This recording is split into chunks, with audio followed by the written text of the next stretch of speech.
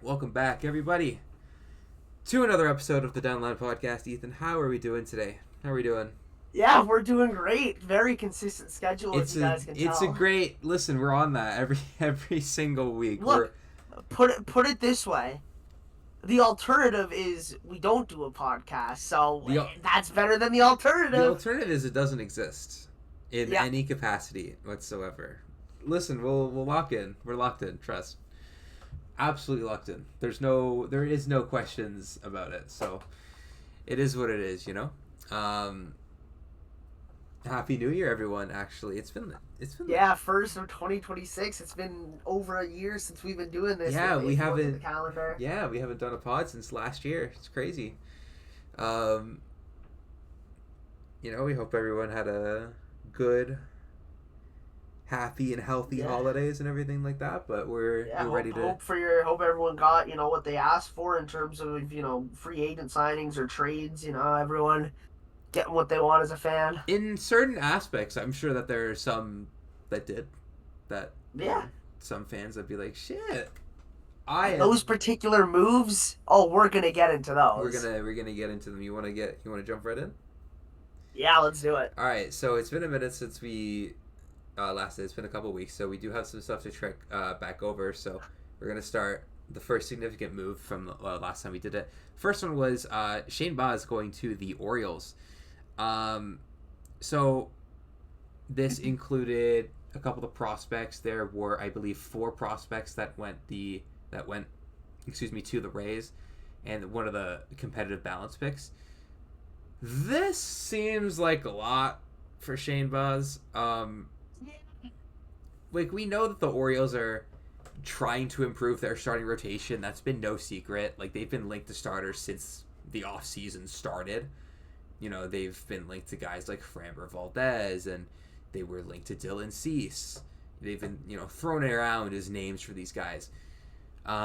This is the first, major starting move that they've made in the offseason. But I'll be honest, Ethan, I don't know exactly where you stand on it. I don't really think this is that great of a move for them.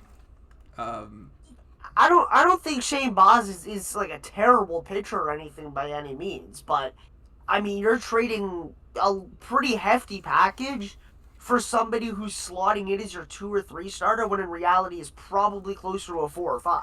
yeah, That's my issue. It's the fact that yes, you're getting better, but is that the best use of your assets? exactly. Could you not have gotten somebody who's on the block or whose name's been floated around, who's considerably better for a similar price? That's just where I'm at with that. Yeah, there's guys in the trade market, who someone like Freddie Peralta who's been floating around since the Oh start, yeah. since before the fucking playoffs even ended. There's been free agents who are better than Shane Baz who have been floated around as potential options Yeah, for the and Orioles. that's not to say you have to go out and sign a guy like Dylan Cease for Yeah, 200 million, or you have to sign a guy like I like for Framber. example, like Michael King did, or like Yeah, Framber will. You don't need one of those. There are guys who are free agents who aren't going to command top of the market money that would still make your team better. That would be better than, in my opinion, than Shane Baz. yeah, and the Shane this type of move that you're getting for Shane Baz, this is the kind of thing where it's like, let's say you have like a really good 1-2, maybe a really good 1-2-3. You're trying to get him to be like, you know what, realistically, probably a 4, but he has the upside to potentially be a 3, and that's like something that Yes, we semi-realistically think that could happen. but the This is thing is now, that just makes it so you have to get another guy who's like a 3 caliber if you really yeah, want to. like That's implying you're not going to spend and dish out like Valdez or a Suarez. mm-hmm. Like that's implying. But I mean, I don't know. Like that's really where it gets tricky, because you're probably going to have to make another trade if you don't want to sign it. Because obviously you could sign a guy like um a guy like Gallon or something, but I don't really know if that's what you want to do. Yeah, like if this is your major starting pitching move for the offseason, it isn't really better than last year. Like, I guess, like, marginally, but, like, not enough that's going to make a difference and bring you out of the 70 whatever win, club that they were in. You know what I mean?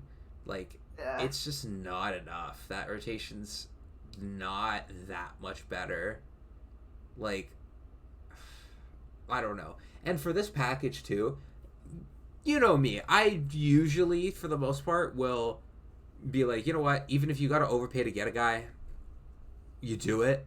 If it's, those higher impact names. But that's the thing. Like, he's not one of those. Yeah, you're not overpaying for a guy like that. It's just, I mean, obviously if it's a couple million, whatever, but you're not really like fucking throwing a bag at the guy. Yeah, well, no, I mean, like, particularly in, like, what they gave up for Boz, Yeah. It's like, even in a trade package, it's like, yeah, like, the same thing as for agency. You overpaid to get a guy sometimes, right? It is what it is. If you're really improving your team for the now, potentially over a championship, right? I don't really think it matters too much. But for this kind of name, I don't know. I don't like it that much for Baltimore. No. I don't. But that's the thing with prospects. I mean, they may be some, they may not be some. This is very Obviously, true. Time would tell with a trade like this, but right off rip, I think those assets could have been used in a more efficient way to upgrade the team. Yeah, this is true. Objectively, the rotation does get better, but that's not saying that much. Yeah, their rotation was dookie dog water. Like, yeah, that's one way of putting it. They could have recruited the people in the hot dog stands to pitch, and they probably would have seen an improvement in that rotation. Like, the bar was ridiculously low.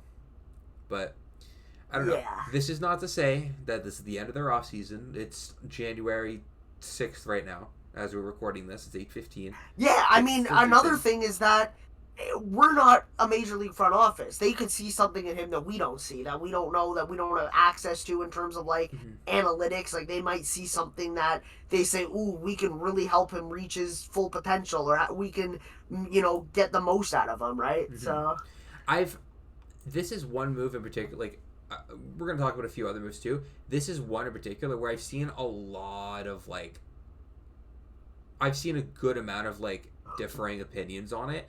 And a lot of it comes down to how good you actually think Shane Baz is going to be. Obviously, he has about a season and a half worth of innings pitched at the major league level across, like, parts of 4 seasons.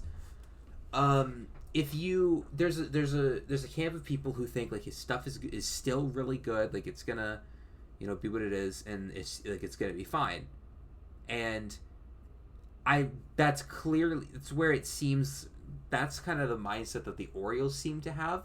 Like, obviously, since they gave up a solid package for it. Not that these are, like, ridiculously insane names that they gave up, but it seems to be that that's a little bit more what they see in Shane Baz and how they believe in him, as opposed to some other people who are like, he's not as great. You know what I mean? It's unironically just like a conversation of, do you think Shane Baz's stuff is good enough to get him better results than he did last year? That's fully, like, the conversation surrounding it, and that's why you see people saying it's actually good for the Orioles, and that's why you see people saying it's not good for the Orioles. It's literally just where you stand on pretty much that thing right there. If you think it's I see someone who doesn't really have anything that I look at and it's overwhelmingly positive, and I'm not seeing anything where it's like, wow, this guy's, completely awful either. It's just kind of, he's not, he's not like a needle mover. He doesn't really do that much for me there. Like, he doesn't, like, he walks like a decent amount of batters, but he strikes out like a decent, like, the numbers are just kind of like mid, which, again, that's not bad. I just don't think that's what they need. Yeah. Especially for what they paid for. They paid for more than what he's going to give them, I think. Exactly. Personally. That's where I stand on that.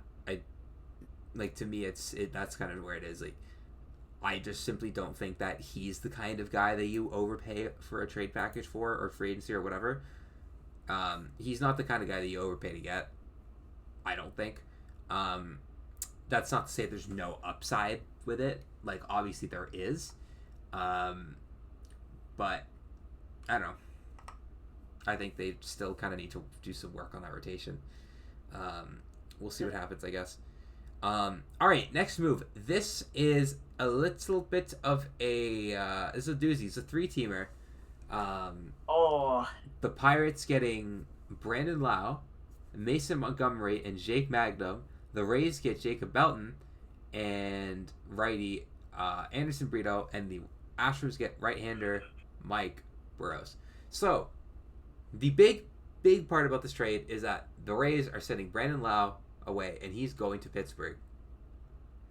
I really like this for Pittsburgh. I love it. Fucking love it.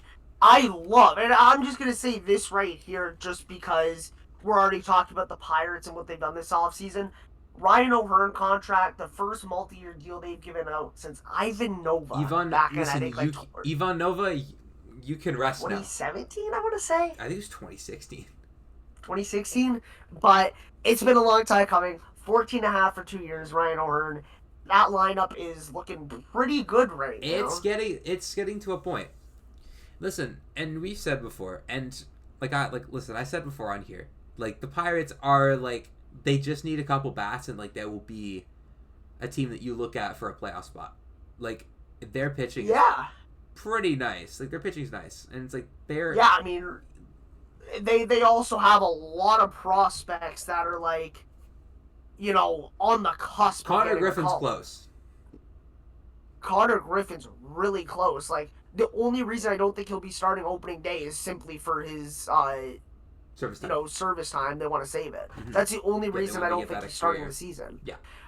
In terms of pitching as well, they've got a lot of young guys. They've got Skeens. They've got Chandler. They've got Ashcraft, who's still on the younger side. Mitch Keller, who's not even 30 yet. And then they obviously have, like, Seth Hernandez, who isn't going to be ready for a couple of years, but is a top pitching prospect. And also, you know, a bunch of other guys. But Jared Jones coming back from injury is going to be really nice for them, too. Speaking of young guys. And getting a guy like Brandon Lowe, who, you know, he can hit the ball hard, obviously. And Ryan O'Hearn, I mean, that's a nice little duo there. Mangum, I mean, I don't have too much to say. He's kind of a, just a contact guy who just puts the ball in play and kind of runs very fast and makes you have to make a play, right? Yeah. We know those kinds very well, a guards ball player, if you will. And a very underrated part of that trade for me is the Mason Montgomery part, because he is absolutely disgusting. Oh, yeah. His stuff is unreal. He's obviously far from a finished product. 25 years old, played his second MLB season, and definitely saw a much higher workload than he did in his first, stint. But the tools are there. Yeah. And with how the Pirates pitching has been with the younger guys and how they've really been able to kind of build something with the pitching staff, I really do think that they could have something there. Whether it's a setup guy or a future closer, I don't know. But I think they have something potentially special in Mason Montgomery. Oh, absolutely. If he can get the command a little bit more under control, because, like, he does walk... he walks a lot of guys, and little bit of hard, a decent amount of hard contact here and there. If he can get that a little bit more under control, I think that he can be lights out. Yeah. Like his his stuff is disgusting. He's only a 2-pitch pitcher, so obviously he's just like going to be a bullpen guy for them. But out of the bullpen. Right. Like 99 almost consistently from the left side, slider that gets a lot of chase too. He's overall 83rd percentile chase rate. He can be and there's work that needs to be done there, but like we see it. Yeah, and obviously a very small sample size for Justin Lawrence, but he looked like he was, coming back to what we saw from him in his earlier years in Colorado. They got Gregory Soto, Dennis Santana was Yep. unbelievable last year. I mean, this pitching staff as a whole is nice. Exactly, and that's what you see. I think you're slowly getting more people to kind of come around on the Pirates a little bit more. Like even at the start of the offseason, like how there was the one report that apparently they wanted to spend more, and you and I, Ethan, we were both kind of like, yeah, okay, like we'll believe it. Yeah, it's like we'll believe it when we see it. Yeah, exactly. Show us first. And then you show the Gregory they're thing, and it. we were like, okay, not bad. Let's I mean, they were in on Schwarber. I mean, they literally offered him a contract. Good offer. It was like 120. Yeah, I'm pretty sure it was like the same. It was like not the same, but it was similar to Philly. Philly gave him the extra year. I think it was. Yeah. And obviously in on Okamoto until the Jays snagged him. We've heard their name around for Suarez, Moncada. I mean, they're going after some of the better free agents. They're not scrapping right now. They're trying to get an impact bat. They were completely in on Polanco too before he went to the Mets. Like, they want another impact bat. O'Hearn was great. Lau trade was great, but they want more. Oh yeah. And it's really good. This is what you want to see.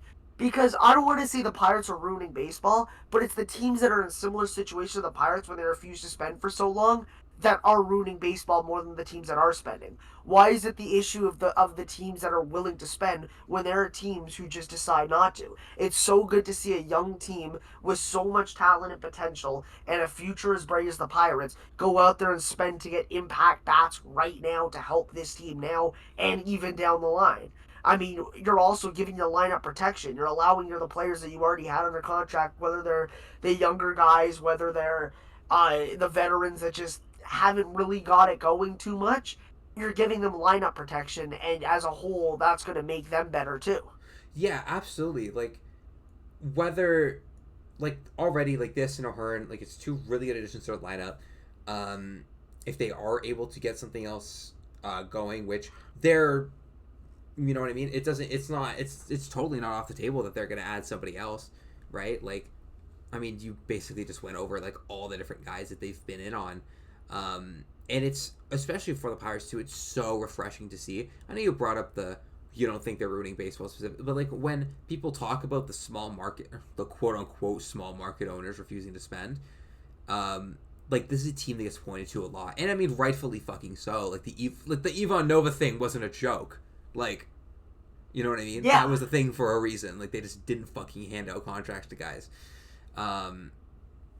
Yeah, stuff 2016 like for the 2017 season, a 3 years, $26 million deal. That was their last, multi-year deal for a free agent. Yeah, like it was a thing for a reason, and so them going out there and making moves like this and signing O'Hearn and being in on Schwarber, they were they were in on Naylor as well. They didn't offer him, but if you remember at the start of the offseason, that was the one that really got everyone going. They were like, whoa. When Jeff Passan threw that out. Yeah. And that's another one I forgot. I mean, they've been in talks with, thrown around with so many teams or so many players. I forgot about that one too, and that was like the first big one. Yeah, so that was the one that really got everyone. You remember? Yeah, they're really trying to make an impact here. Yeah, that was the one that got everyone going. I think you remember I sent you the Jeff article. We were like, whoa, wait a minute, the Pirates, and now they're in on Schwarber. So I mean, we'll see. I don't know if there's gonna be any. I'm trying to think of a lot of the remaining guys on the market. I'm trying to think like, okay, could they get this guy, and not totally sure, but like this is like I can't lie, this is so much better than it has been for them. So much better than it has been. I'm actually really glad to see this. And again, they're not far off from contention. Like, they're a lot closer to getting a wildcard spot than I think a lot of people will like give credit for. Like, they're definitely. I mean, I don't know. I think that they make the right signing and a trade potentially. They could be, they could honestly make a divisional push. They could. Like, obviously I think that's not as likely, but there still needs to be work done with the lineup. Obviously, like it's not great.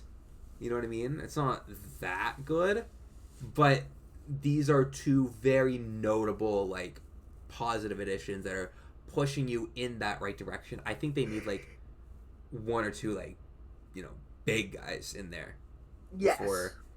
we really start saying like, all right, this is like real. You They're know who like, number one could be? who? Connor Griffin. It could be. It could be. We'll see how that all shakes up for them. I don't know about you. I don't really have much to say from the Rays or Astros perspective. No, I mean it was definitely an interesting trade. Yeah. Yeah, honestly, that's where I think the really interesting part of the trade is for Pittsburgh. I think they're the highlights of the trade. They like that. I think they're the overwhelming winner of that trade. I would say so. Yeah. All right. Next, we're talking about Murakami going to the White Sox on a 2-year, $34 million deal. This is a little surprising to me, at least. I obviously had him going on a much bigger deal when we curated our stuff at the start of the offseason, like our boards and stuff, right? Obviously, international players are kind of tough to gauge a lot of the time because, like, with major league players, like, obviously you can gauge what they've done, you can gauge their age, this and that. With someone who's never stepped on a major league field before, it's a lot tougher to, predict. And so, like, we, for example, the two, like, you and I, Ethan, we predicted pretty differently on him. I had him going on a much bigger deal. You had him on a smaller deal. Although even the deal he got was basically nothing. And a lot of the big concern on it is, like, he's never fucking stepped on a major league field before. Like, and there's obviously, like, concerns with his profile, like, his offensive profile. I don't know if you saw this, Ethan, or remember it, but I'm pretty sure that I saw right after Murakami signed, or maybe it was right before, I don't remember when exactly it came out. I want to say it came out from Ken Rosenthal, although I don't remember, I don't think I saved it, but a lot of teams really did not like his defensive profile, and that really scared a lot of teams off. Yeah. Which also is, that's going to, number one, that's going to lessen the amount of suitors you have, and also people are not going to commit on term in that scenario either. So that kind of tanked the hell out of his market. But even so, I like this move for the White Sox. And here's the thing, it's so low risk. Like, you're not really you're not hard committing to him. If he's really good in the 2 years, great. If he's not, great. It's a 2-year deal. Like, you're off of it in no time. Yeah, I love this fit because if he's able to translate, like there's the belief that he is, they could be getting a 35 home run power potential guy. Oh yeah. And whether, if let's say they realize, he's good, we could get some for him, you could flip him and, get some serious assets. And if he's not great, it's a 2-year deal worth not a lot of money where it's kind of like, all right, we'll cut our lot. Like, you know what I mean? It wasn't the best signing, but we tried. Well, exactly. Like, you're not committing to anything very much, so it doesn't really matter. Which is really nice. And, like, again, if he's not good, like, it doesn't affect the White Sox ability to do anything. They're not in a position where they're going to be attracting a lot of high-tier free agents or anything like that. Like, they need a little bit to build their, core of young players before they're really in that conversation. So something like this, which potentially accelerates the timeline a little bit, that's a very welcome move for them, I think. Like, again, there's just not much downside to this move. So, I gotta say, I really like it. Although, I would definitely say, I don't know about you, I found it really surprising that it was this small a deal. I saw a world where he got a smaller deal than, like he was, I don't know if I'd If I'm being honest, I'm not overly surprised. I'm not necessarily surprised that he got, like, a smaller deal, because, like, I think that the, a front office saying, like, yeah, you know what, I'm a little more concerned with this. It makes sense, obviously. You know what I mean? Yeah, I mean, with these kinds of players and these deals, as it gets closer to like their deadline date, when it get like the closer it gets, the more it's like, okay, so it looks like the price is probably coming down. True, because you kind of don't So have a because it was choice. going to like the last couple days, I was thinking like he's definitely going to sign like a 1 or 2 year deal. True. Maybe not that size, but like around there. Like I don't know. At least I kind of figured that wouldn't be True, that makes sense. that. I don't know. Yeah, true. I don't know. I wasn't really thinking about that when it happened. I was just like, whoa, wait, Yeah, that's 234? fair. What the hell? Um, yeah, so there's that. The next move here. This is a big one. I don't. Also, Ethan, after I say this, you tell me. I don't really think that these two were like connected that much before this happened. But the Red Sox getting Wilson Contreras from the Cardinals. Um, Yeah. I don't remember them being that like connected to Contreras before this trade happened, or maybe I'm just misremembering. No, But I don't. I don't remember. Like, I don't think that was a bit widely reported thing. It might have been something small that neither of us saw because it wasn't posted by like a Ken or a Jeff, right? true, but yeah, I might have missed it. But But it's a nice move for them. They didn't give up very much for him. Like no, the I best mean, prospect they gave up was it was three pitching prospects that they gave up for him. The highest ranking one in the Red Sox system is their 23rd ranked prospect. That's yeah, nice. Wilson and Contreras. this is somebody who's consistently been in the top like third percentile uh for like the max exit velocity. So getting a guy who could just absolutely mash the ball, I see him just I don't know, like I just see him really using like the monster to his advantage in the sense of just ripping Oh yeah. balls off there. Oh yeah, he's going to enjoy Fenway. This is like, around top 10-ish. Hovering around like the 10th best first baseman in the league, I'd say. Give or take. Yeah. He's like in that range. Give or take a top 10 first baseman league. That's a nice addition Yeah. for them. I mean, it makes sense when you think about it. They were rumored on Pete Alonso. They were a team that was thrown around a lot for him. They were like lightly thrown around for Naylor before he signed. If I remember correctly, they've been rumored on other bats. You've heard them for like Bo Bichette. But they were rumored on Schwarber. Like they were gonna get a guy. Like they were thrown around with so many different guys. They were going to get somebody. And this is a nice addition, bro. In one of like fucking two divisions that actually does anything. Yeah, fucking division from hell.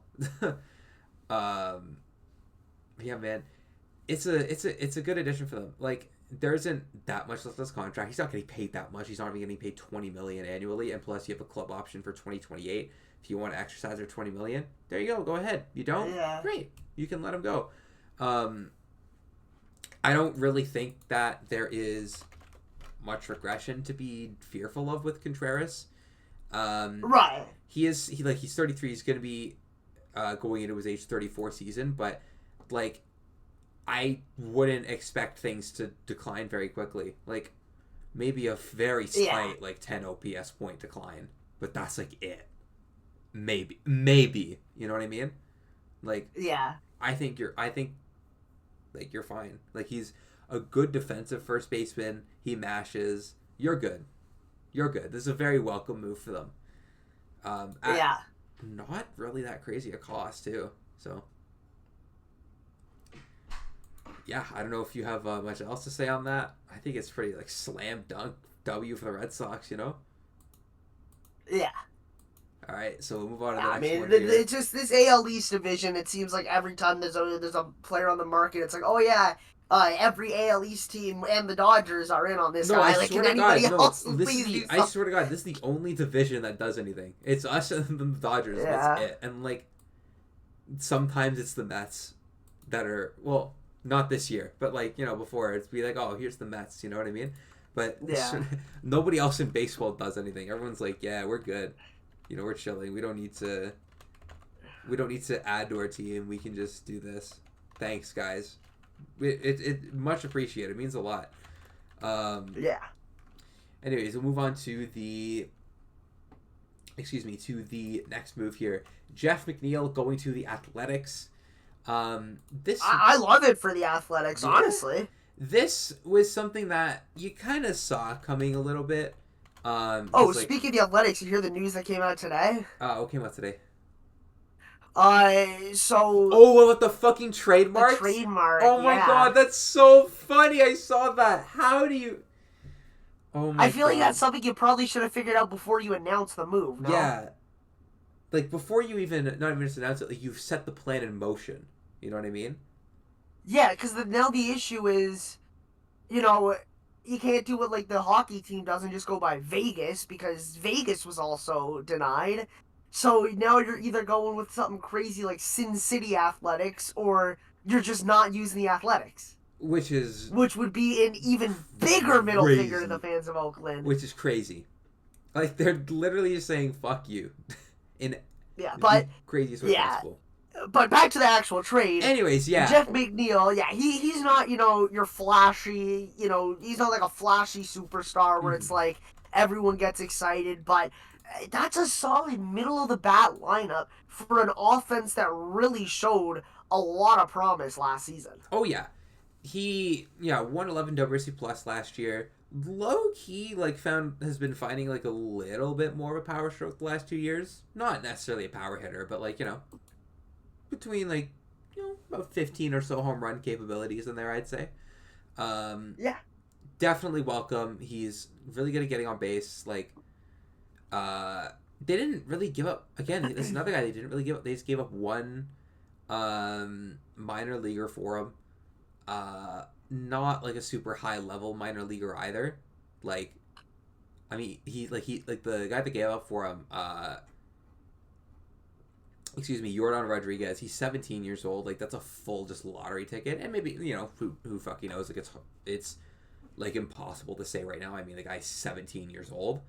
But I mean, and if you look at it, like, his expected home run number jumps up playing, at the A's Stadium. So obviously, you could expect to see his numbers rise, and as we've seen, with players playing in that ballpark, because, obviously, it's a minor league ballpark, but that's also going to help his numbers, so that's a good thing, honestly. Yeah, it is. And for the Mets, it was something you kind of saw coming. Yes. Once they did the Semien thing, McNeil, it looked a lot weirder. It was like, okay, you're going to play him at a corner spot, but you guys are also rumored on this guy, but then you have this going on. Yeah, it kind of looked like McNeil was going to get moved. Obviously, this is a time will tell for them. I don't really think it's that crazy. As long as they could just fill the spot, then I think it's fine. But, good move for the A's. Kind of whatever for the Mets. I don't really think they had to do it, TBH. I think they probably could have just played him in a corner spot. Assuming they didn't get anyone. Again, this does kind of go back to the Semien Nemo thing. I think if they just get someone else to fill whatever void, then I think it really doesn't matter at the end of the day. But that's the main thing. I really like this move for the Ace. That's where I really shine on this. That's where I really look at this move from. So, next move, shout out Pittsburgh again. Y'all are up this offseason, kind of. So, Ryan O'Hearn, 2 years, $29 million to the Pittsburgh Pirates. I don't think we're going to talk too much about this because I think we kind of said it. A lot of the same stuff that we said about the Brandon Lau move kind of applies to this, I think, unless you have any different revelations about this that I don't. No. I mean, it's really good to see this kind of team spending like this. Again, these aren't mega deals, and I don't even think that I don't think they've done anything that even exceeds that Francisco Liriano contract they handed out well over a decade ago at this point. But these are very welcome moves. this is an organization who you have talent on your roster that, especially on your pitching side, that's really fucking good. You have, at worst, the second best pitcher in baseball. You have a bunch of other, really, really, really good pitchers around him. You have some really good young players coming up. This is a really welcome move. Especially with the Brandon Lau thing. Like, this is beautiful. This is what you want to see out of an organization like this. Not them sitting on their hands and then saying, well, the big market teams. You know what I mean? That's the kind of shit. There's also a difference between sitting back and doing nothing and at the very least sending out offers and trying to improve. Because it's very easy to say a team has a bad offseason because they don't sign anyone. But there's a difference between not signing anyone because you don't want to spend money and you don't care, and not signing anyone because you tried your best, you offered the contract, you just couldn't get it done. Yeah. And the Pirates have both gotten some guys, and the guys they missed out on, like in terms of, Schwarber, Naylor, those kinds of guys, Polanco, they've been in till the end. Oh, absolutely. And that's something that, again, like we've talked about it before, I think it's really telling of what they want to do right now. Now, part of a decent amount of people, and I can't really say that this is too far-fetched, believe that it has to do with the upcoming CBA stuff, and they want to try and push for a cap instead of a floor, which I can't lie, it makes sense. I don't even know if I would necessarily say that I'm super opposed to, like, that belief. I hope that's not the reason. But regardless of what their deeper motive might be, it's good to see this organization spending, even if it's stuff like this. Like, it's not mega deals. You don't have to hand out mega deals every offseason. It's okay.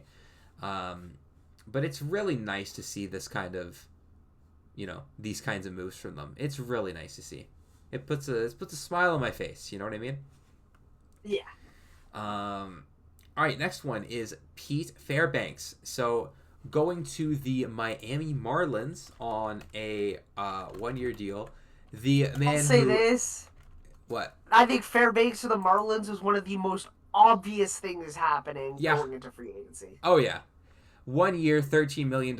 He is nowhere near cold weather right now. So he's good. He's chilling. The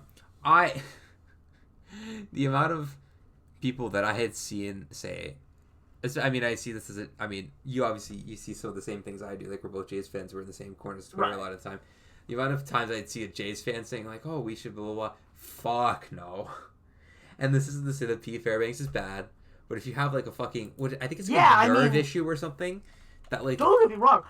I love Pete Fairbanks. I think he's an awesome personality. Love his interviews. Love what he says on podcasts. I think he's a good pitcher. I think he can be a very good relief pitcher. It just wasn't going to happen here. It was not. It can... It's like the old Tupac quote. I think he was saying about Biggie when they were beefing. Like, love to see you eat, but it's not at my table. You know what I mean? Yeah. And that kind of thing, For sure. But yeah, you're right. It was pretty obvious. I feel like you could see this coming a mile away.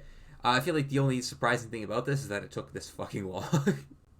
It took till almost the new year for it to happen, but... Well, no disrespect to the Marlins, but I could understand why a player wouldn't be, the most eager to sign, to be like, again, I'm not trying to be like a dick or anything, but it's like, you're not going into free agency saying, all right, like, Dylan Cease told his agent, I think it's Boris, right?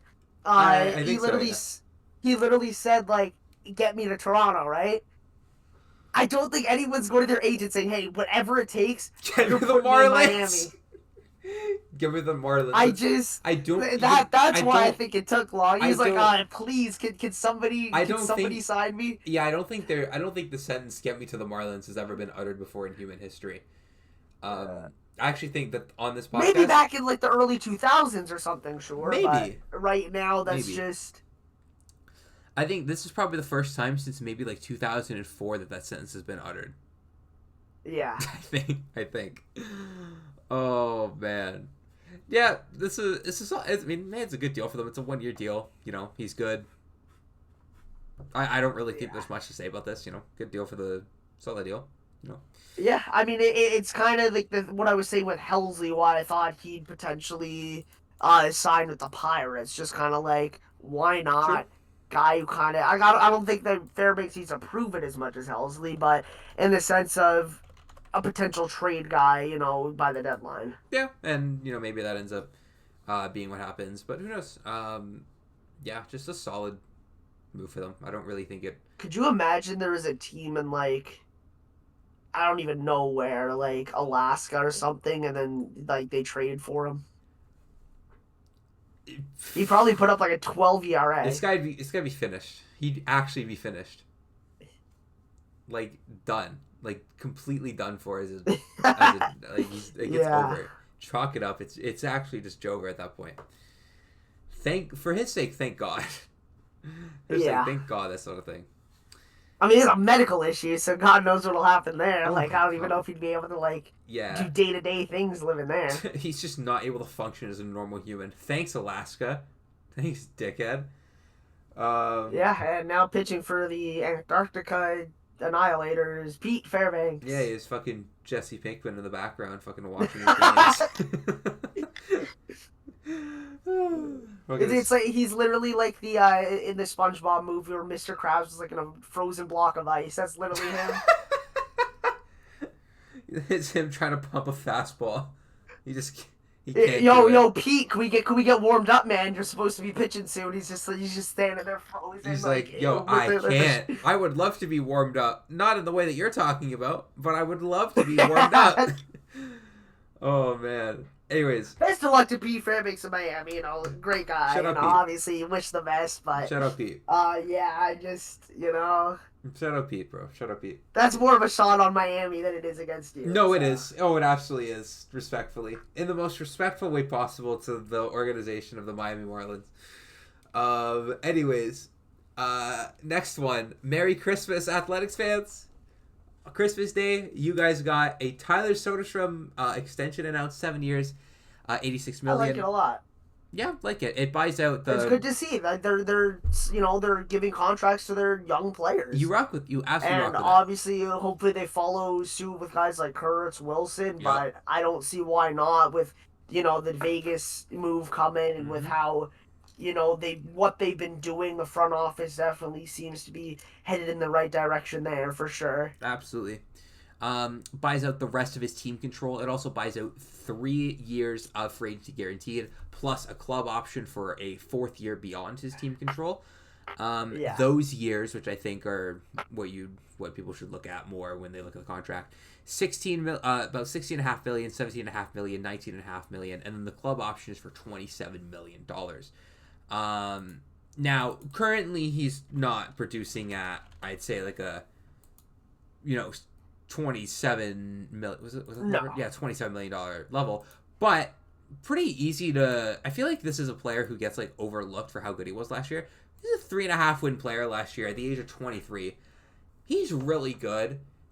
Obviously, progression is not linear, right? This doesn't necessarily mean he's guaranteed to be like a 4.5, 5 win player. He could stay more or less where he is right now, and that would actually be pretty good value for what he's getting beyond his team control years, around from 16 to 19 million, give or take. That's pretty good value. This is and the thing really with the club option is once that's it's time to make a decision there, they can straight up just decline it and then work for a deal that works for both sides. A longer term deal that's less than 27 a year, obviously, but is also giving him a guarantee to make money on a longer term deal. So it can definitely benefit both sides. I really like the deal for both sides. Yeah, absolutely. And also, he's a really well-rounded player. He's obviously a really good hitter. He's a ridiculously good defensive left fielder too. He played a little bit of first base, a little bit of left field, a lot more left field, and he was insanely good defensively there. 10 defensive runs saved, 5 outs above average in left field. In a little over 850 innings.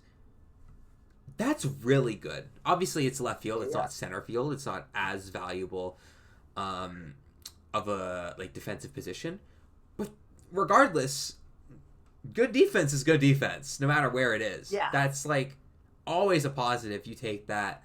For sure. Yeah. Like he could potentially get better with the bat. Like one thing that he was really good at this season was he was a very well-rounded hitter, but he was a solid power hitter too. I don't think there was one area where he was like ridiculously good. He was just like really good all around. But he hits the ball hard. I think that there is room for his game to grow. I don't really think there's not too many like there isn't like very many flaws in his game, I'd say. You know what I mean? Yeah. He is at worst just like okay at a good amount of things. You know what I mean? Like his on offense, his worst attributes are like a little bit below mid-tier like whiff rates, like 41st percentile whiff rate, 44th percentile strikeout rate. Like that's really the worst part about his offensive game, and that's fine. You know what I mean? That doesn't really matter that much. I mean, it's not like so bad to the point where it's an actual issue. It's not. Like, I think it says a lot about him that he's not a very flawed player. Like the worst parts about him are that there's certain parts of his game that are slightly below average. Like that speaks to how well-rounded of a player he is. You know what I mean? Even like in terms of base running, like his base running value according to Statcast was in the 51st percentile. So basically like an average base runner. Like that's near his floor. You know what I mean? Then, you add in like he barrels the ball, he hits the ball really hard, he has good bat speed. This is a guy who, if he has room to go anywhere, it's up. And even if he stays exactly what he is right now, this is really good value pretty much all the way through for the Athletics. That's how it's going to go. That's how it's going to go. So I have nothing but positive things to say about this. Shout out to the Athletics. You're seeing all they're going to do is find a home still. Yep. Maybe a name. You might need a name. That would not be bad at all, yeah. Yeah. I love how they're just the Athletics. They're not like anything. They're just Athletics. They didn't even like temporarily adopt like the Sacramento thing. They're just the Athletics. I mean, they might have to permanently do it at this point. Rob Manfred, my team's kind of homeless. Oh, man. Anyways. They're just going to be called the Athletics when they're in Vegas. That's all they're going to be called. That'd be so funny. How do you let that shit fall through? Yeah. How do you... Like, that's something you get locked down. That's one of the first things you get locked down once you are fully, once you're fully committed to moving. Yeah. Listen, shout out their baseball ops front office. Outside of that, hilarious organization. Hilarious org. Absolutely comedic organization. Anyways, went from Merry Christmas to Happy New Year's, because New Year's Day, Tetsuya Ime signed with the Astros on this is another one, like same thing where Akami was like a shorter term deal. Did you have him at all? Sorry, I don't think neither of us had him going to the Astros, but no. I feel like he wasn't really linked to them that much, or am I kind of missing something?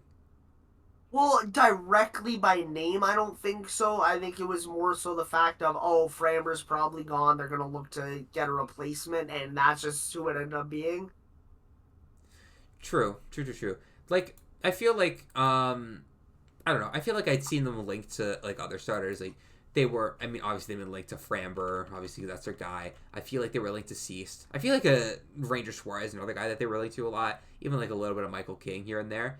I feel like I never saw Imai's name connected to them, but... No, but I mean, I primarily saw him with just the usual suspect of teams, True, like the Jays, Yankees, Dodgers, whatever. Yeah, well, like Dodgers, San Diego, like those guys. That is typically the...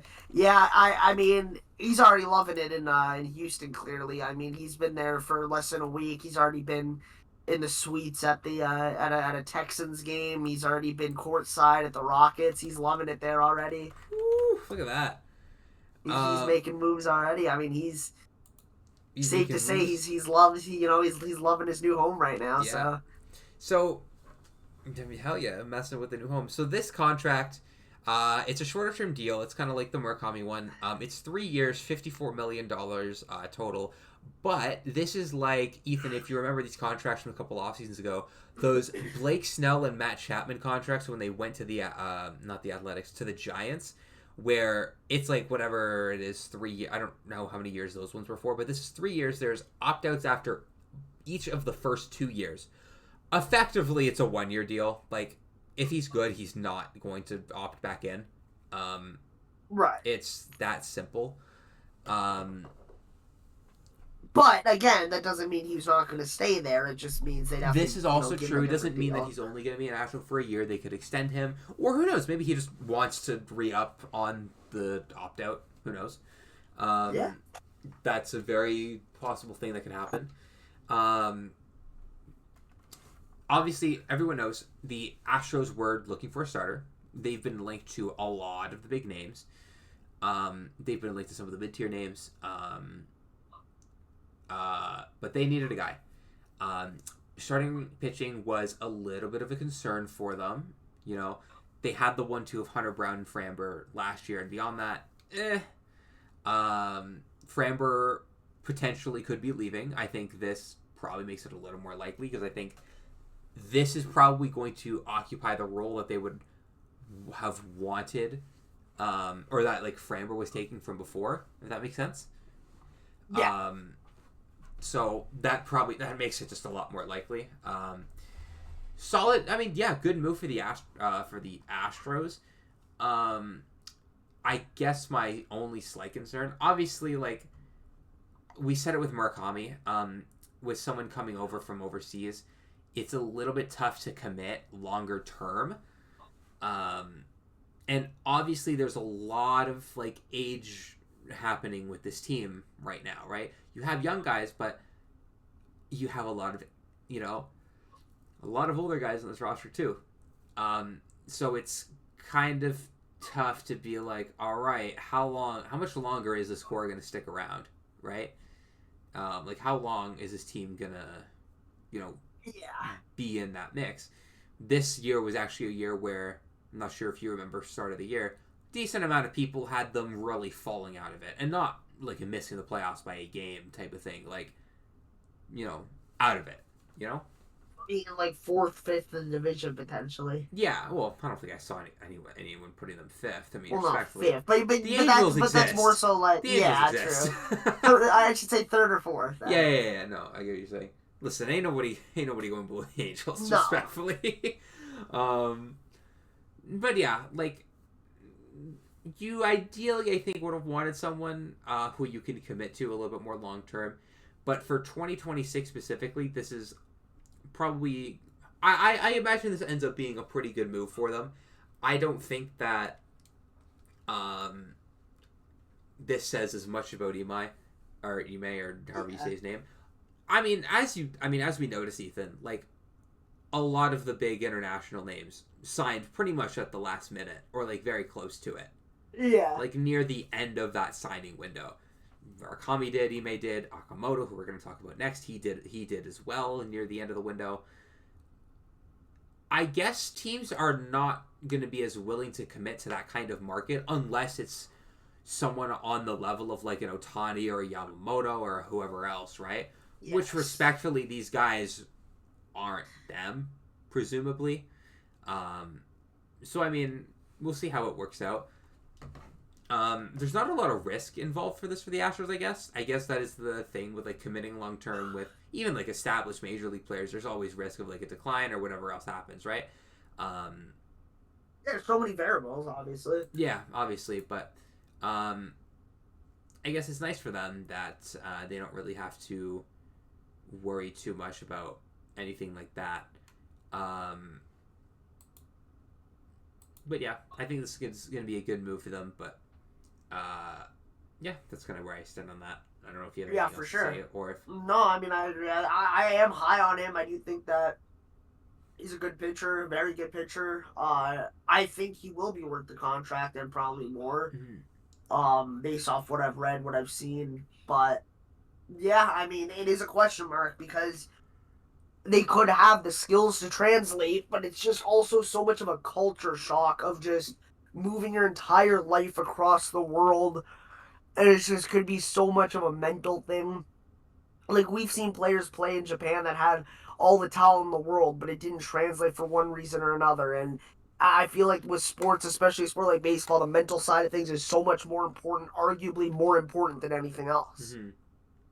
Yeah, like you see people run into it all the time. Like, the fucking, everyone likes to say the yips, right? Like, it's a thing for a Yeah. reason. Like, it just, uh, you know, it's a thing. So That's not to say he's gonna come over and forget how to like oh, pick off to first base or oh something, no, throw to absolutely first or not. He's something, not. No, absolutely not. Like, I'm sure he'll be fine. but I'm yeah, sure he but will be fine.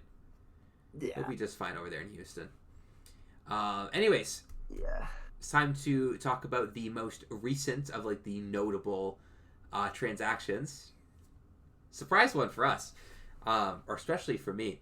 Um, Kazuma Okamoto to the Toronto Blue Jays on a 4-year deal worth $60 million.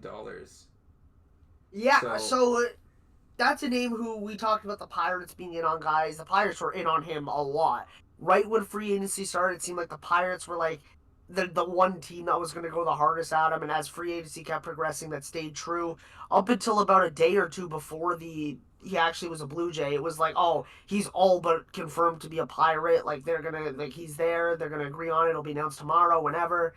And then it was announced randomly the night before, like, hey, the Blue Jays have some interest or whatever. The Pirates, it's not a done deal. The Blue Jays have talked to him, whatever. The Blue Jays want him. And the next day, bang, he was a Blue Jay. And it was just like, all right, that kind of came out of nowhere. Like, it seemed like he was inevitably a Pirate, but Blue Jays swooped in and they got the guy who I think is better of the two major Japanese hitters coming over, him and Murakami. Uh, I really do like what have seen from Okamoto being, his bat speed and basically just his batted ball profile, what he's able to do. I think that has a way better chance of translating than Murakami. And this is somebody who consistently has hit like 30 plus home runs in the NPB, obviously not hitting that many the past couple of years, dropping his numbers down to under 30 and then 15 and 2. I 27-15 in the 2 seasons prior to hitting 41 and 23, but definitely getting a guy who has a career on base of well over 300. It's 355, and we've seen that number jump to like the high 300s on numerous occasions. Career OPS over there of 856, with the last couple seasons clocking at a 958, 863, and 992. So and definitely a fun guy to add to this lineup. And the belief is a lot of guys from Japan, like a lot of people over there, saying this is somebody you could slot in immediately as like a 4 or 5 hitter oh yeah, to a major absolutely.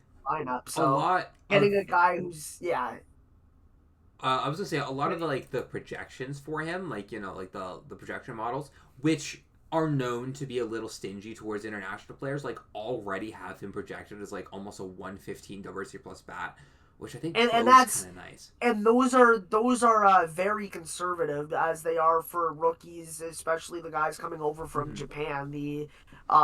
Like those models take those lightly, like they don't overshoot. So I think a 115 projection could very well be like a 125, 130. Yeah, potentially. Yeah, absolutely. I think there's totally a guy can slot in the middle of that lineup, be like a 20 to 25 home run bat, which is really nice.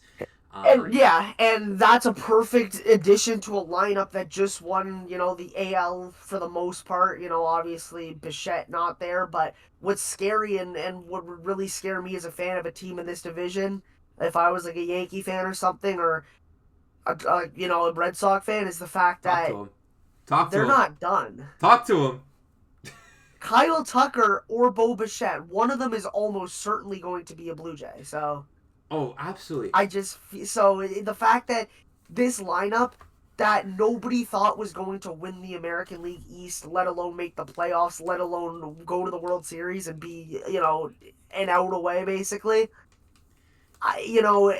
They're making that team even better. Absolutely. And going into 2026, and this is a very reasonable thing that I'm about to say, like a take that I've seen a lot of people have, and that's pretty reasonable, is that there's a lot of like regression. Like obviously there's some positive regression too, but there's a decent amount of guys that you look at in that lineup that had big years this year, and you can be like, I don't know if you're going to do that again. And for certain guys it makes a lot of sense. I can't even lie. But you know what the funny thing is? What?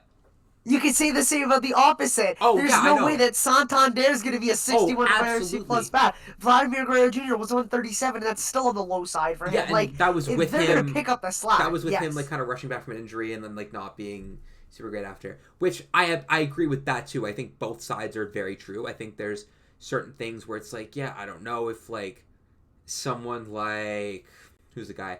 If, like, a Nathan Lucas is going to have a career year. Not that he was, like, overwhelming, like, ridiculous, but, like, someone like that's going to have, like, another, like, career year, or, whoever else you want to throw out there. Yeah, right? If I had to guess, I'd say Springer's probably not coming close to a 166 WRC. Yeah, like, that's another one, too. Like, even if he's good, like, that, I don't really... But it's like, I've had this conversation before. If he drops from 166 to, let's say, 110, you could live with that, with a guy like Santander going up to, like, a 115, with Vlad going up to, like, absolutely. a 150.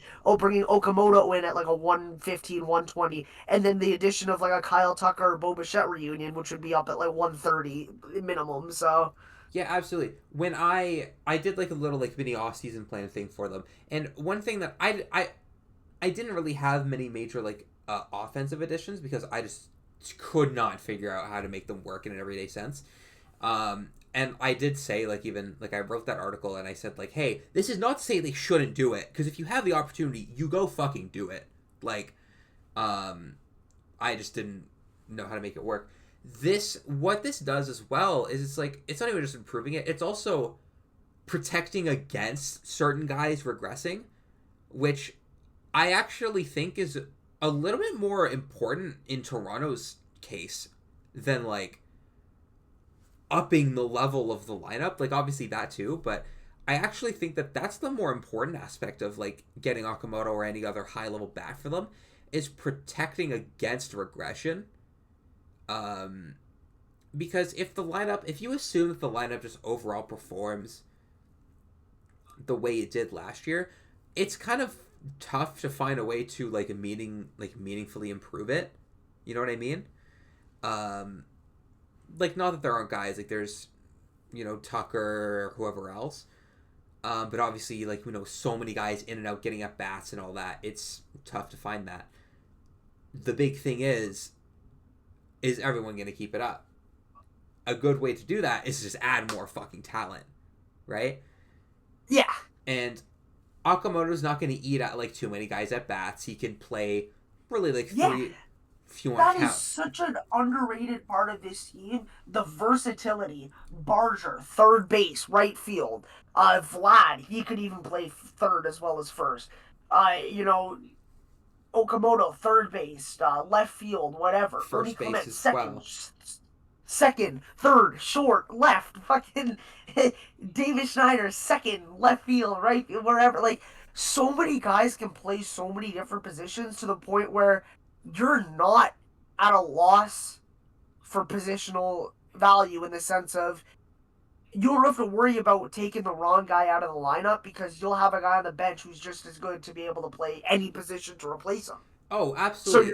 So the more they do stuff like this, the less problems they're going to have, like they faced in the World Series, where you're taking out a guy like Bo due to injury, and then you're stuck with IKF for like 7-8 innings. Absolutely. And that was one thing that kind of fucked them, like, respectfully. Like, they kind of ran into it where in games 8, with Bichette coming, or, like, kind of nursing that injury that he was obviously not 100% on, and you have fucking IKF playing, and then in, like, these crucial moments, it's like, ugh.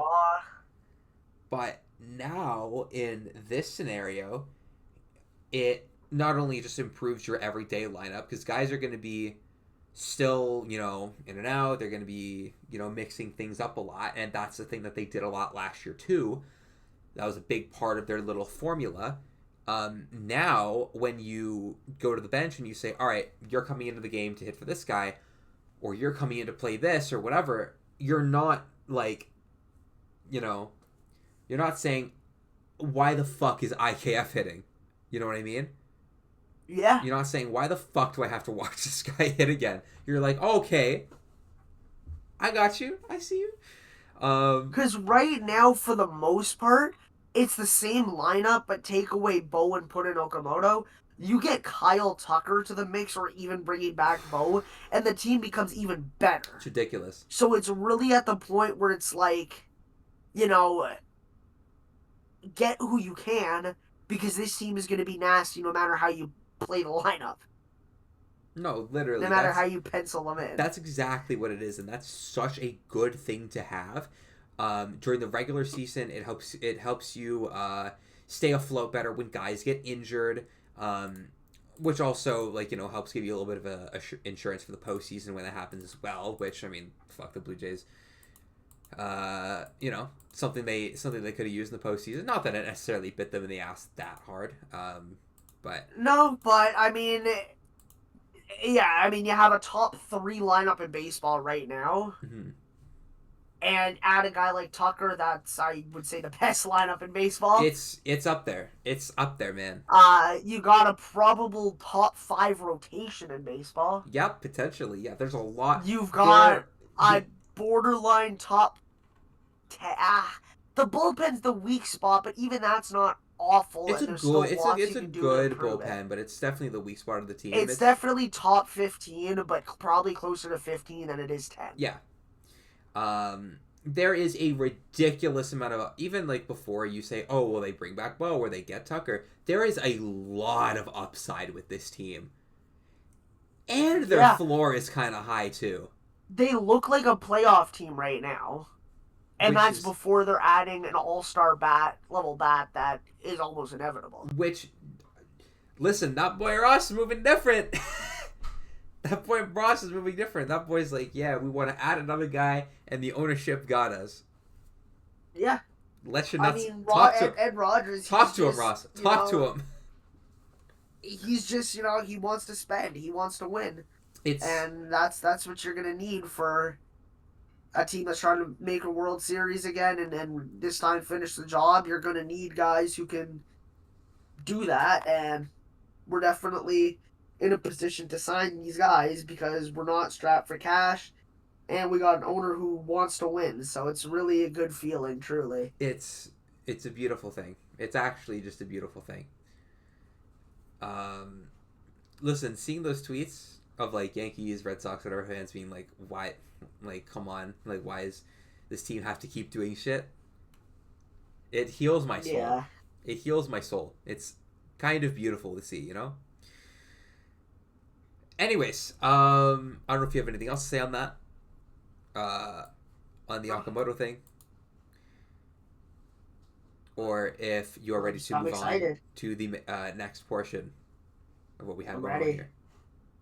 You ready?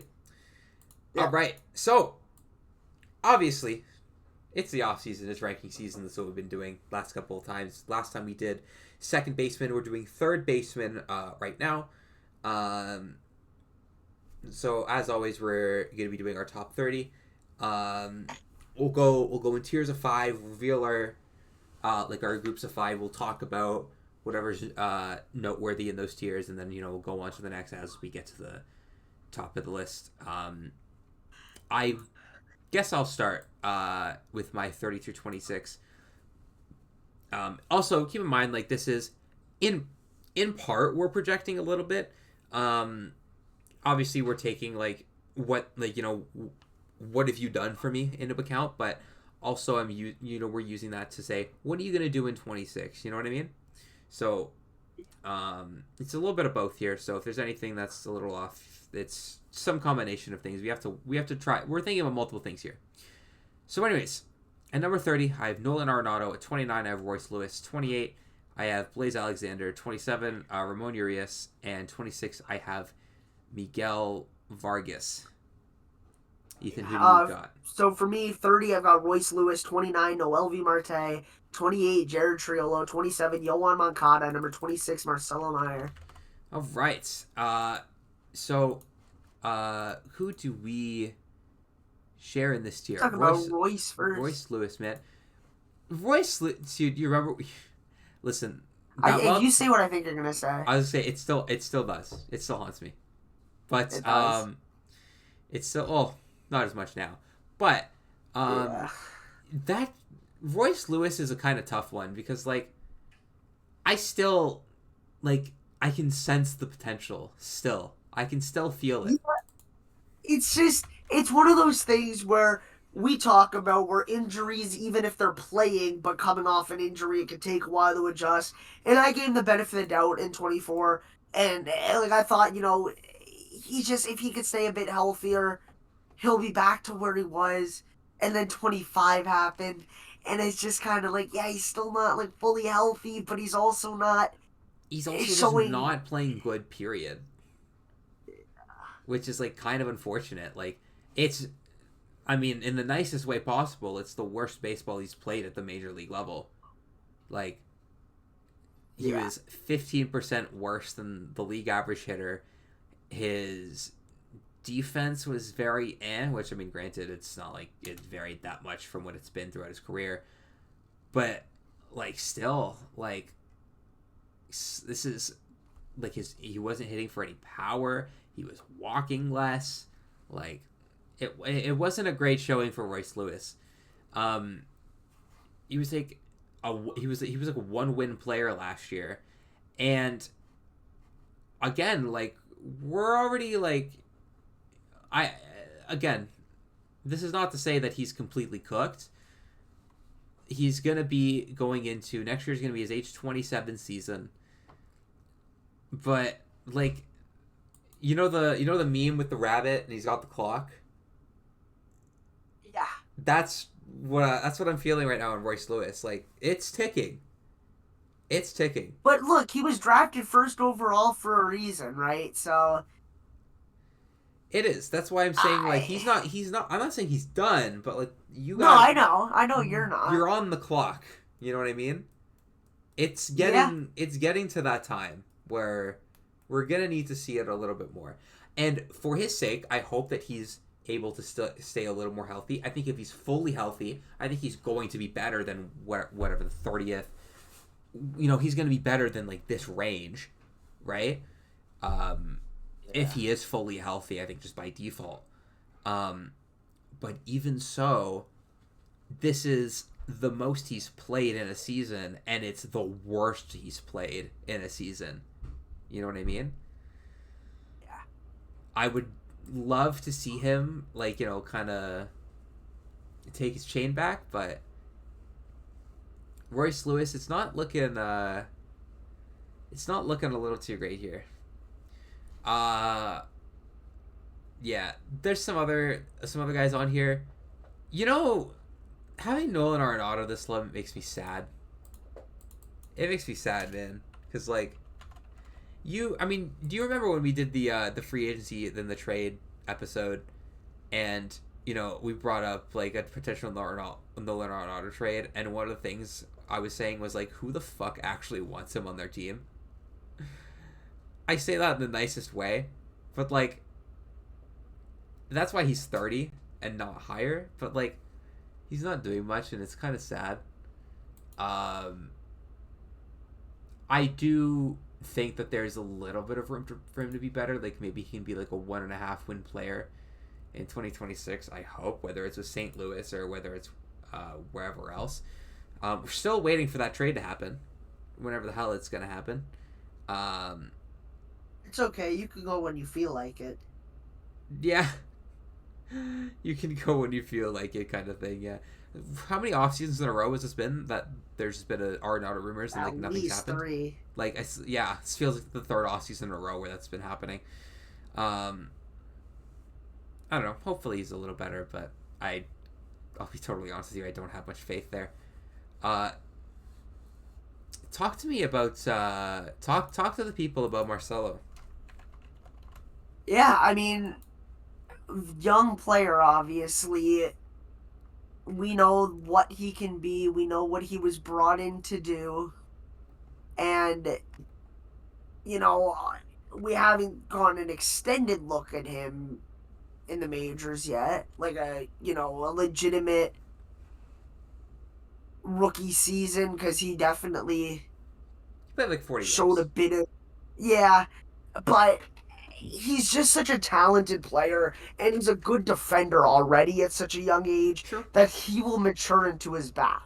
His bat will come. He should, yeah. The fact that he's already a good fielder at this age, it just tells me that that part's taken care of, and he can focus on his bat, he can focus on hitting and becoming a major league hitter.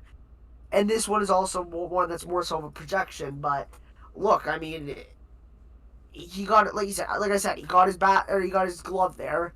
The bat will follow. He was a good hitter throughout his entire time in the minor leagues.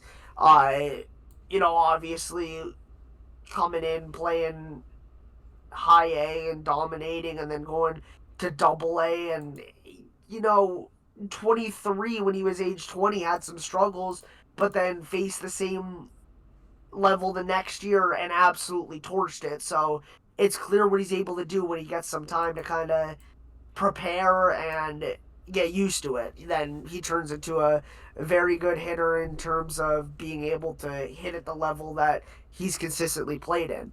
He made the jump to AAA for the first time last year. He played well, much better than his first stint in AA. And it's just showing his maturity and his growth as time continues and as he plays the higher levels. And I think that a jump is definitely going to happen based off of what we've seen from him throughout his minor league career, at least, and from what the potential is, whether it's from me looking at stuff or the scouts, what they say. I mean, again, this is somebody who was drafted 4th overall, so definitely there's potential and talent there. Top prospect for a reason. Yes. Yeah, absolutely. Like this kid's going. It's a matter of just when he's gonna really hit it, right? And Yeah. I agree with you. Like, there's going to be some level of jump this year, whether that's him, And again, not every young player has to hit the ground like running, right? Like you can take steps. You know what I mean? If he progresses to, let's say, a 1.5, 2 win player next year, solid jump. That's basically your rookie. Like, I mean, that's your rookie season, right? Not bad. Yeah. And then you just have more room to continue improving after that. We'd absolutely take that. We absolutely rock with that. Yeah, I think that there is a lot of room for him to be really good. I didn't put him on my list just because, like, I need to see something out of you at the major league level before I do that. And I see you have somebody who I feel like who we kind of have the same, like, your feelings towards this guy is my feelings towards the guy you have on your list. It's a bit higher, so it's just kind of like, there's so many guys who I think could break out and could have really good years, but there's only 30 spots on the list, and there's more than 30 third basemen in baseball, so Yep. it's really where it gets tricky at the bottom of that list. Yeah, absolutely. Is there anyone else in this kind of like tier for either of us that you feel like is worth talking about more, or do you want to move on to the next tier? I can move on. All right. Who do you got? Your 25 through 21. So 25, 21, 25, I have Nolan Arenado, Joey Ortiz at 24, Edmundo Sosa at 23, Key Brian Hayes at 22, and Mark Vientos at 21. Okay. My 25, I had Miguel Andujar at 24. I had Brian Hayes. 23, I had Matt Shaw. 22, Edmundo Sosa. And 21, I had Colt Keith. Where do you want to start in this tier, Ethan? Yeah, so let's start with Brian Hayes because we both have him kind of in a similar spot there. Generational defender. Oh, absolutely. I mean, there's no other way of putting it. He is one of the best defenders that we have ever seen at the third base position. Absolutely.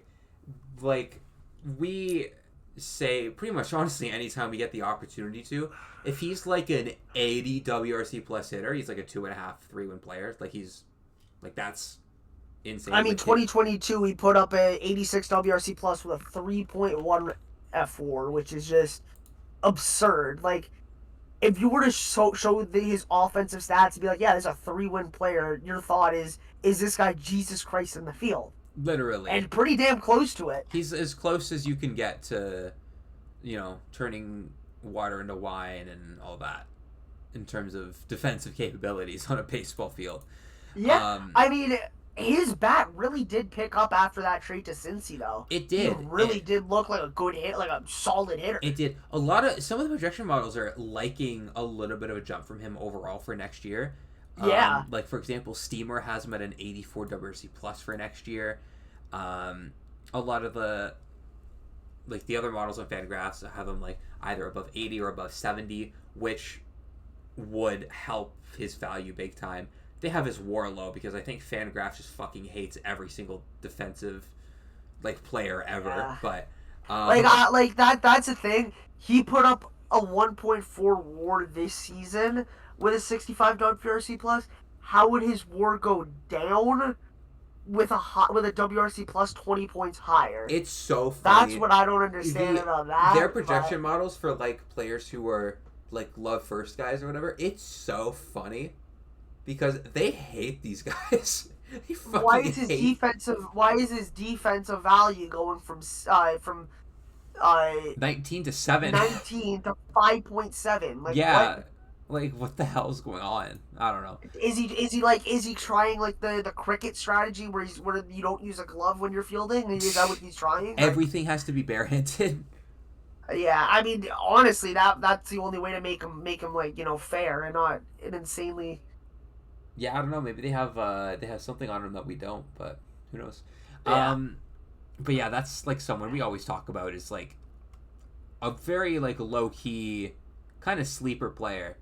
I mean, when he got traded, we talked about. I think, if I remember correctly, I'm pretty sure we both really liked the trade for the Reds. Yes. And we all. Still will. Yeah, of course, absolutely. At every chance we get, we say, this guy's really fucking good. If he's an 80 plus hitter, that's a ridiculous value. For his contract, for everything, it's insane. I won't lie. I'm looking at your tier here. Kind of forgot to put Mark Vientos on my list. When I was making the list in my head, he's more of a first baseman in my head. I don't know why, but listen, Mark Vientos, my bad. I don't know why you're a first baseman in my head. Next year, I got you. Don't worry. I got you next year. Don't worry. Well, what if he's not third baseman anymore, and that was his only chance of ever getting on the third base list? And then listen. Then next year, I got you on the first base list. So wherever you play next year, don't worry. I got you. I got you. Don't listen, Mark. If you're listening, I got you. Don't worry. Oh man, yeah. Vientos is one that there is a lot of potential in there. I even after the down year, right? I said, if this is coming off his 24 year, he's comfortably near my top 10. Oh yeah, he's around probably 10, probably even he's in that range. He's probably around 9, 10, something like that. Yeah. I said earlier in the episode, I can't remember who we were talking about, but obviously progression is not always linear, right? Some guys go up, sometimes they go down, sometimes they go back up. It is what it is. That's one thing that a lot of people need to realize in life and when evaluating talent with sports and stuff is the fact that the goal is to get from point A to point B. It doesn't matter how you get there. Exactly. Listen, they said it in the Spider-Man 2 game. There's a line of dialogue. There's this flashback earlier in the game.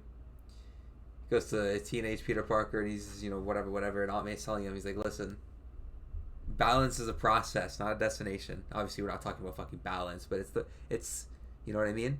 Yeah, it's the journey. Yeah, it's the journey. It's the process, right? There were still some positive things that Vientos showed last year, even despite having a big down year.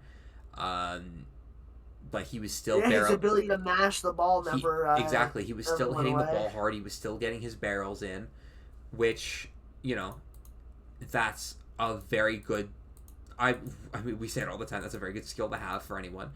Yeah, and I'll always say this. I mean, when your down year is better than the average player, or at least a pretty not great player's good year, then what does that say about your good years? You know what I mean? It says you're a pretty good ball player. Exactly. In a down year, he was a slightly below average hitter by a couple points, and there's WC plus. Albeit his defense was awful. He was terrible defensively. Yeah, I mean, if he was a good defender, then he would honestly still be up there. Like, he wouldn't have fallen off that much on He my. wouldn't have. He probably would have still been maybe like a one and a I'd half say he win would have been. Yeah, I mean, I probably player. would have put him around the 15 to 17 range. Yeah, even I mean, to be fair, even so, like the year prior, he wasn't a good defense. He's never been a good defensive player, No, but but it it's got a just the lot worse fact this that year. his defense got worse and he didn't have his bat that he had to make up for that. Exactly. If you have the 130 WRC plus bat, you can kind of live with it a little bit. Like you can just kind of say, Yeah. you know, we understand that we're losing value on the defensive end, but what we're getting from his bat is just worth it. So it, we'll live with it. It's one thing there, right? But when you're not getting that value, it's a little tougher, right? That's why I guess he falls in 21 for you and not higher. I'm sure if we did this a year Yeah. ago, he'd be probably somewhere between 10 and 15, right? Maybe I don't know. I'm just kind of guessing. If we did this a year ago, coming off that 24 season, but and again, that's the reason why he's at 21 for you. Is like he can very easily just come back. Like we even said, that even in a down year, like you see the things that are there. You know what I mean? And it's not a slam dunk, Yeah. but it's very clearly there. I wanna talk about a player that I think is a really interesting one, and he could go in two very different directions, and that's Matt Shaw. Um, Yeah, that's the guy who I was kind of referring to. It's just, I like Matt Shaw. I see a bit more, and I like Marcelo Mayor's projections a bit more, but I still do think Matt Shaw is a good ball player. yeah, so obviously, the thing with Matt Shaw, like his, what am I trying to say here? Like his, what's the phrase? His claim to fame. There you go. Like one of the big things is that he's a pretty solid defensive player. 12 defensive runs saved this year. One of the higher marks of the position. But his bat, not as much. But his bat is interesting because in the first half of the season, his bat was terrible. And like respectfully, he was awful in the first half of his bat. He was a 60 WRC plus hitter, was hitting under 200, OPS barely above 550. All of a sudden, in the second half, this guy's like a power hitter. He has a 130 WRC plus in the second half, has a 263 ISO, slugging over 520 in the second half. So overall, for the season, he ended as more like a little bit below league average as a hitter. And it's interesting because you got to think, okay, which kind of Matt Shaw is that? Is he really first half Matt Shaw or is he second half Matt Shaw? He was hitting for power in the minors. Like there's a lot he had like overall for his minor league like career, ISO a solid bit above 200 for most of his time in the minor leagues. So I think he found something in the second half. I'm not saying he's going to be a 130 WRC plus bat next year, but I do think that there's something there. There's something there with his bat. There's some level of power that I think he found, and I mean he's young. Next year is going to be his age 24 season. He might be able to tap into that a little bit more, hopefully. That plus his defense, I think, if he's able to like fully harness that and fully like tap into that potential, I think he could kind of shoot up this list. I put him 23 because I didn't want to overshoot that projection. But I do think that there's something there. I see the vision. Oh, also, he's like sneaky fast. I feel like a lot of people or like a sneaky good base runner. I feel like a lot of people kind of skip over that just because like he's a really good defensive player. But yeah, he's also good at that too, which really helps. Yeah, I think this could be a sleeper player for 2026. I'm not even gonna lie. I think this could be a sleeper pick. Yeah.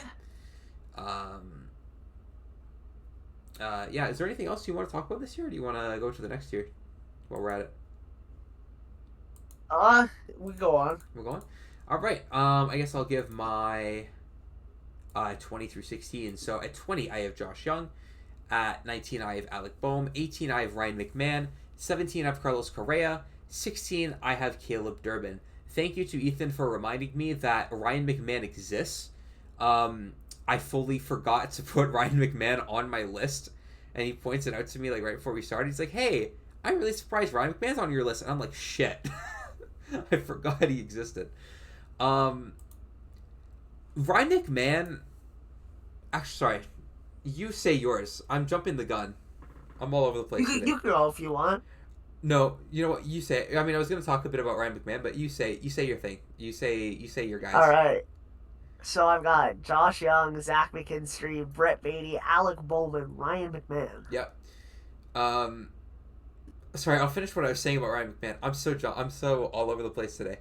Um, with McMahon, like he is such an interesting player because obviously, like his calling card is his defense. That is a primary reason why the Yankees acquired him in the summer. But there is some sneaky potential in that bat. Like there are things that he does quite well that I'm not saying he's like, a top of the league bat, but like he hits the ball really hard. He finished the year with 95th percentile average exit velocity, 76th percentile barrel rate, 89th percentile hard hit rate, 69th percentile chase rate, 87th percentile walk rate. There's potential there in that bat, right? I say potential like he's a really young player, like he's 31 right now. But like there's things there to make me believe like you can be like a legitimately like pretty good hitter. You know what I mean? Yeah. Plus his defense. That's another guy who I kind of think with like him and Matt Shaw kind of similarly. Um, where there's things there that I look at and I'm like, I can see you very easily just tapping into like these skills. If they all mesh, they all go together. He's another guy I think could shoot up the list. Um, I and I say this because now that he's out of cores, and I understand cores effect like does exist, like you know what I mean. The ball does Yeah. fly there, but there's also like the very underrated and underspoken about thing about going in and out of cores constantly because the ball moves so different, and that's ridiculously hard to adjust to. Um, Now that he's consistently out of course, he doesn't have to deal with the ball moving so differently just depending on what ballpark he's in. Um, which I'm sure is a lot harder to adjust to than it sounds. Um, I feel like this is a thing that only very recently in the past maybe 6 years or so that people have started to become a little bit more conscious of. I think you'd probably agree with me to some extent. Um, but I think that's something that maybe with more time away from course, hopefully can help Brian McMahon see some better results. Um, I don't know. I think he's one of the more interesting players on this list. I think him and Shaw are probably, Yeah. in my opinion, the two most interesting players on my list at least. I think because it's like, yeah, right now your production right now you're around this kind of mid tier range, but you could shoot up and be like a sleeper valuable like good guy. Um, we'll see how that ends up going here. Um, I want to talk about a guy right here because there's a guy who we have really far apart. You know who I'm talking about? Based on the looks of it, McKinstry. Yeah. Talk to me. Zach McKinstry at 19. Talk to me. Yeah, I mean, I think he's good, obviously. But I don't know his profile. His results were there. The profile, I just wasn't really in love with. His xWOBA was 302. Uh, you know, relatively low slugging over his career. Obviously not the type to really be a power hitter or anything like that. That's not why he's there. But also not really like anything special defensively. Just nothing really stuck out to me like, yes, it worked for him last season, but like, I don't know if I'm looking at this and I see, yes, this is a 3-win player again. Okay, okay. I just think he's more of what he was the past couple years as a, maybe not as low as a 1 WAR, but maybe 1.5, maybe like around 2 max. I don't think he's a consistent 3 WAR player. I mean, he's age 30, and that was by far the best year of his career. Obviously, we see things where players just find their footing and break out at that age, but I'm just I'm not really seeing him replicating that next year. Okay, okay. I see you. I see you. Now I'll ask you, why is he so high on your list? What So did you see that you liked? he's not a guy that I think has like ridiculously high ceiling. I think he's a more of like a high floor kind of player. Yeah. I do agree with you in the fact I don't think that there's anything that he does like ridiculously well. I think that he's just very solid at a lot of things. For example, he's pretty solid, like good at getting on base. Had a 333 OBP, 333 WOBA. I do understand that he overperformed his ex WOBA by about 30 points, but also like he pulls the ball a lot, especially in the air, which kind of is. I mean, we see this a lot in baseball. It's a common trend that guys who pull the ball a lot, especially pull the fly ball guys, are typically going to be guys who outperform their expected statistics. That's usually just kind of a thing that happens. Yeah. I think he's a very like safe kind of bat. I don't really, you know what I mean? Like there's low barrel numbers and such. Yeah, sure, but he also wasn't hitting for much power, so it's hard for me to say that there's like regression there. It's not like his offensive profile was anything ridiculous anyways. Like I think he's like again, he's a high floor player. That's how I view him. I think that there are guys that I have below him that very easily could jump him.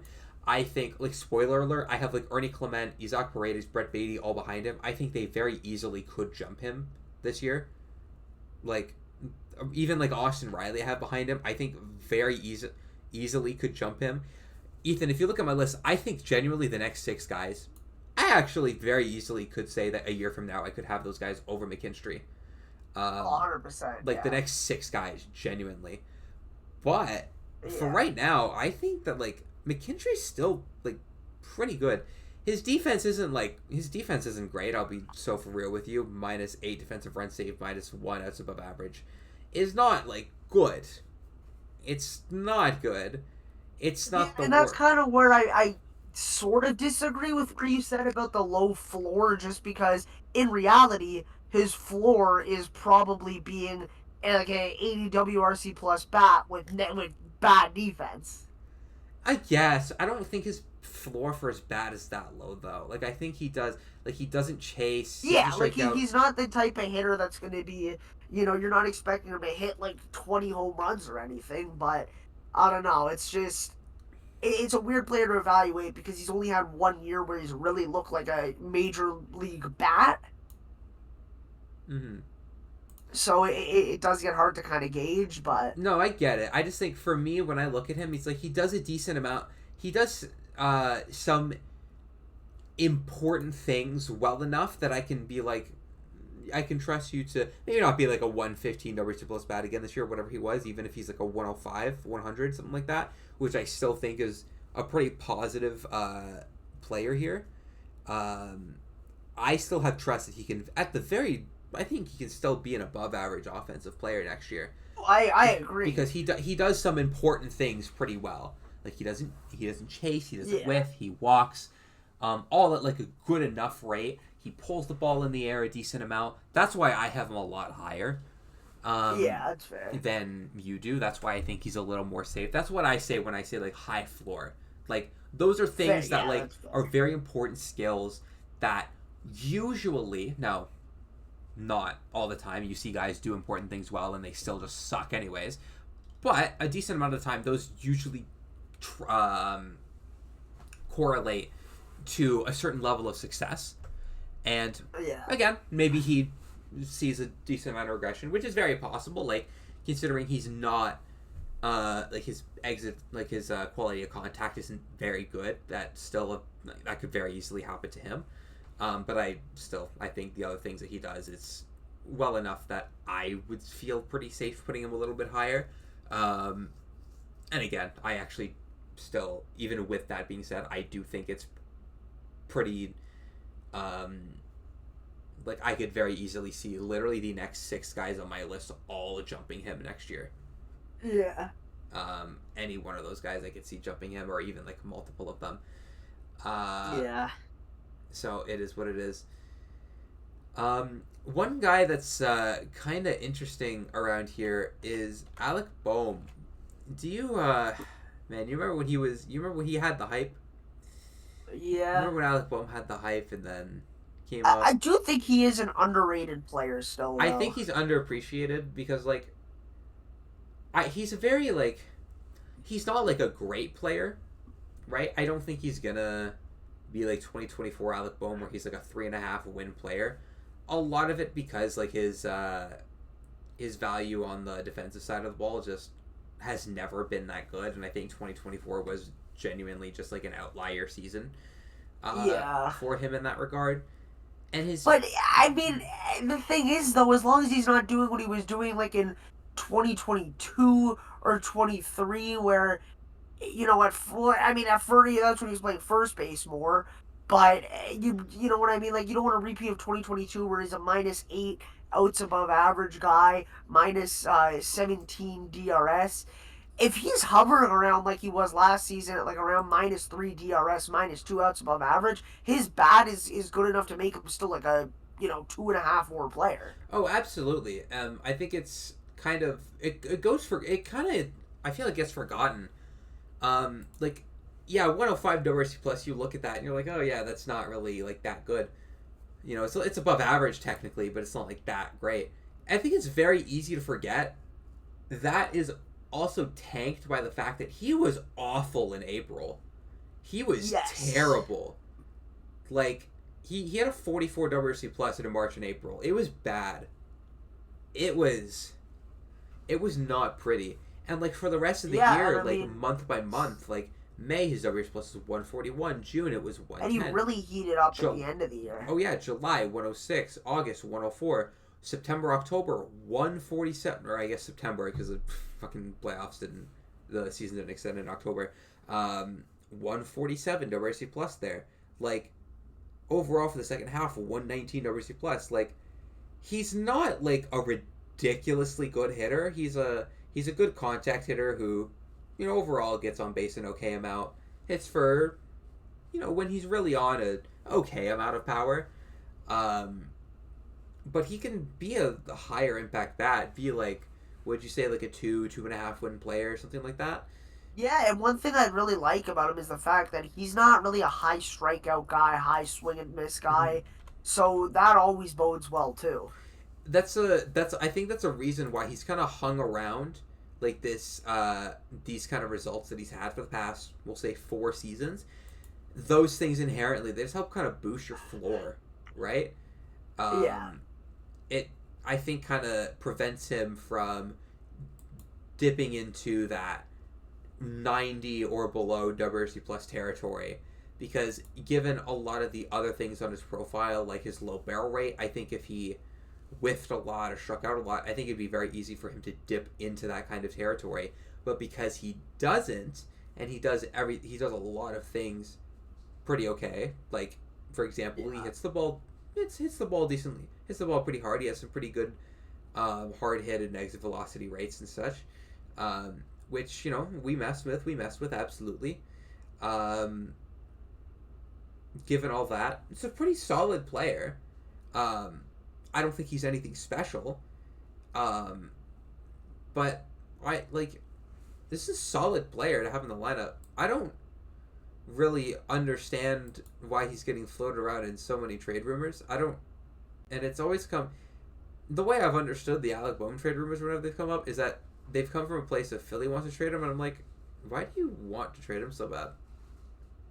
Yeah, I don't know. That's how I mean, there's a list of Phillies I'd rather trade if I'm a Phillies fan or the Phillies than him. Yeah, because he's fine. It's not like he's on some big contract or he has some No, extremely. and you hit him like 5, 6, 7 in the lineup, and I mean he's doing his job. He's not Exactly. a one or Exactly. two hitter by any means, Exactly. If but you get him kind of lower. exactly with how good like with the kind of hitter he is, you hit him six, you're fine.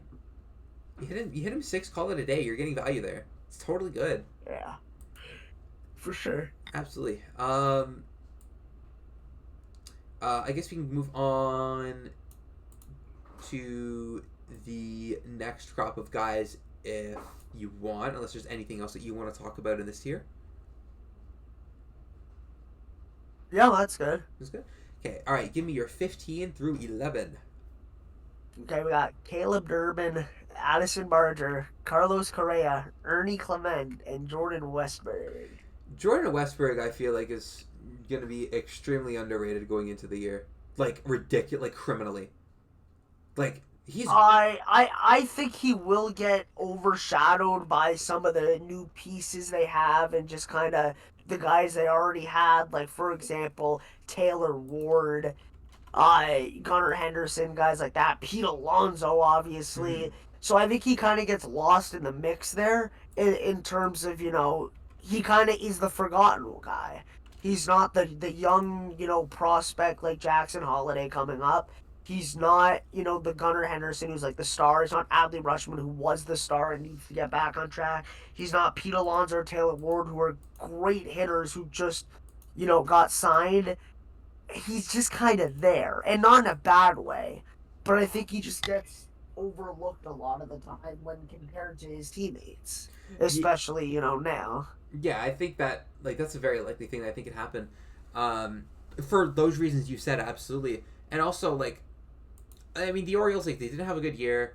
A lot of their guys dealt with injury. Jordan Westberg was someone who dealt with injury. It did not affect his performance though. He still had a 115 WRC plus despite missing about half the season, and Yeah, I think that there's plenty of reason to believe that he can come out even better in 2026. A lot of projections have him hovering around like a 120 WRC plus. I think that's totally possible.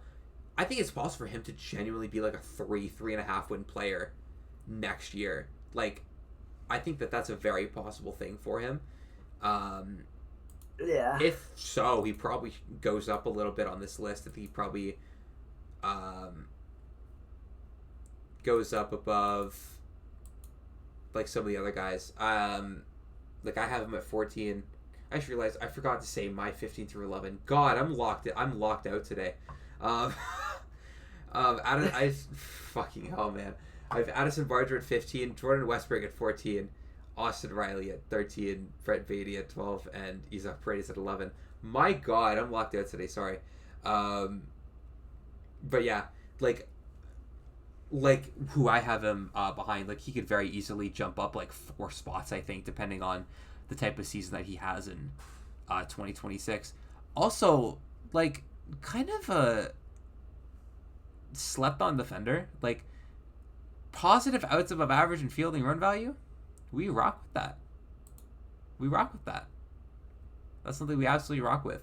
yeah, 81st percentile outs above average, plus a really good, pretty good offensive player too. yeah, That's nice. I think for sure. I think I whatever. I think he's going to be kind of underappreciated. Um, there's a certain potential breakout star in this tier, and I have a feeling you know exactly who I'm talking about when I say that. In this tier In for this you, is tier, he's in vote. would you say is it Beatty? Oh, I was talking about our boy. Oh, Our boy. I guess yeah, I kind of consider that as breakout, but Not true, I guess. I mean, no, I mean like that's fair. really coming in. You know what I mean? Yeah, I can see it for sure. Like Barger is that's what we were talking about. If anyone didn't catch it, I was talking about Aston Barger. Um, he broke out as like, he's like a real major league player. He showed us, I think, what he did, right? Because he had ups and downs in the season. Obviously, like he started out really early in the season where he just was not doing anything, and then around May through like July, he was dominating. And then in August, he just struggled again. And again, like, young player, like, just this shit happens. Like, it's regular stuff for younger players. September, he's still not really doing that great. And then in the playoffs, he just finds it again. You know what and I'm sure you saw the same thing too. His biggest weakness when he was going through that big slump in August and September, a lot of really bad pitches he was swinging at, right? Yeah. But I don't know if you noticed this, or I'm sure you did notice it. I don't know if you remember, in the postseason, especially like when he got hot, like during the CS and especially in the World Series, his plate discipline was insane. Like, there was a lot of really like borderline pitches that in August he would have swung right through that pitch and it would have been strike one. But in the World Series, he was taking that pitch, not even flinching. I'm never gonna get over the World Series still. Ball one. Oh, I'm not going to until they win. But yeah, you know what I'm talking about. Like, he was locked in. He was locked in like a motherfucker. And I think that the big thing for Barger, right? We know that he can hit the ball extremely hard. Obviously, he pulls the ball. He has insane power potential, I think. You know? Insane power, like, potential. He pulls the ball, whatever. If he is able to lock in a little bit more on his, you know, making the proper swing decisions, and he's able to do that over a full regular season, easily top 10. Easy. Yeah. Easily jumps into the top 10. You're probably looking at, like, in that case, you're probably looking at like a 130 WRC plus bat, plus whatever defense he ends up bringing you at third, and I guess he'd also play right field, but he'd play a lot more third base. That's a fun thing to think about. Especially for us, it's fun to think about. Yeah. Although, you know what? You were talking about Brett Beatty, too? That is another guy who, like, he was showing things this year. So he was. Like, because, and it's really good to see for him, too, because, like, obviously he had the hype behind him, and then he, you know, he had an extended run in 23, and he just was not playing well. And then last year he got more opportunity, not as much as before, but again, he just wasn't playing very well at all. And then this year he gets more run because Vientos was struggling, and he really showed, like, hey, listen, I can actually be like a pretty good major league player again.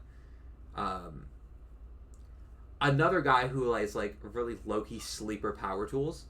I think that like better power tool than I think a lot of people would give him credit for. Like 86th percentile bat speed, 80th percentile barrel rate. I think his 18 home run total, I think they can easily shoot up into the mid-20s, potentially even higher.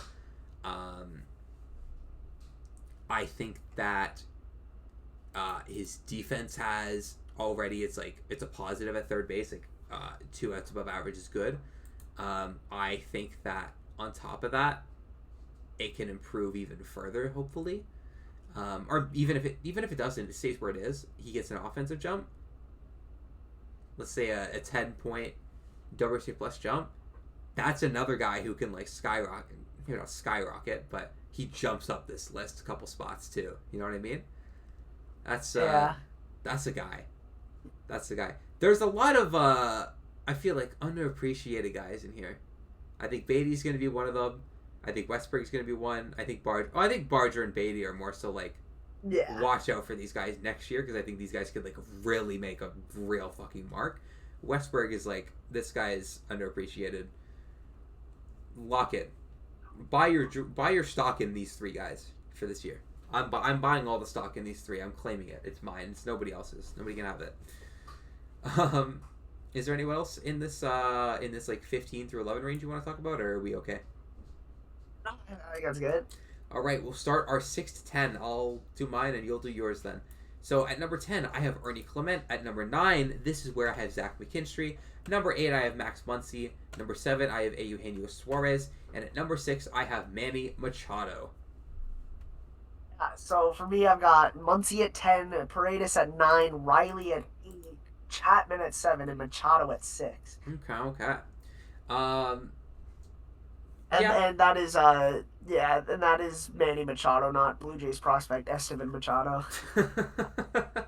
No, Just to clear things just to make up it in totally case anyone clear, was confused. that is not who we were talking about. Just Yes, to make it for anyone listening, is that they just I'm sure there were people that were kind of like, not Oh, don't worry. 100% sure which one I was talking about. I Hey, just I said mean, yeah, before you clarified, I was even confused. I was like, oh, he's talking about Esteban yeah, Machado, like this high in the third base list? I was like, whoa, he isn't even. yeah, I'm glad he clarified. Even I was confused on it. yeah, Um, yeah. Austin Riley was an interesting one for me to rank. I know he's not in like this tier for me. He's in the previous tier. He was 13 for me. He was a really interesting one to rank because obviously we know what he can be. We know what his ceiling is. We know what he has been. Right? Like we've seen it. We've seen multiple years in a row of him being a 5-win player, but we've also seen him not quite be at the same level.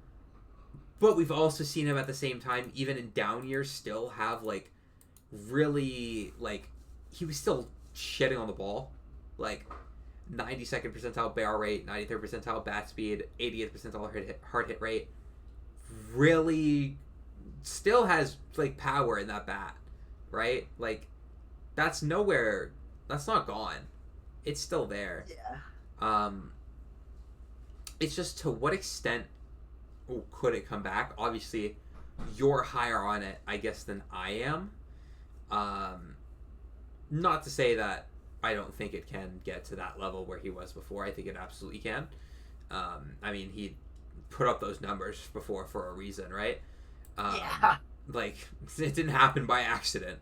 Um, but because realistically, the way he performed in 2025 isn't it's lower tier on this list production, but obviously you and I we both know he's better than that. You know what I mean? Yeah. We both know he's better than that. He's better than a 1.5-win player. You know, a little bit of missed time, but even still, he's better than that.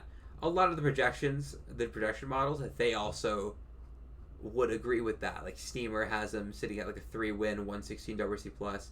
One of these, one of these Fangraphs projection models, the Bat X as they call it, has him at a 4-win season, 120 WRC plus. It's there, right? I'm sure you see. I mean, obviously you see that too. He's at 8 for you. Yeah. What extent do you think he can like reclaim? Like he can kind of get back to, like what kind of level do you think he can get back to? I really want to say he can get back to like 2022.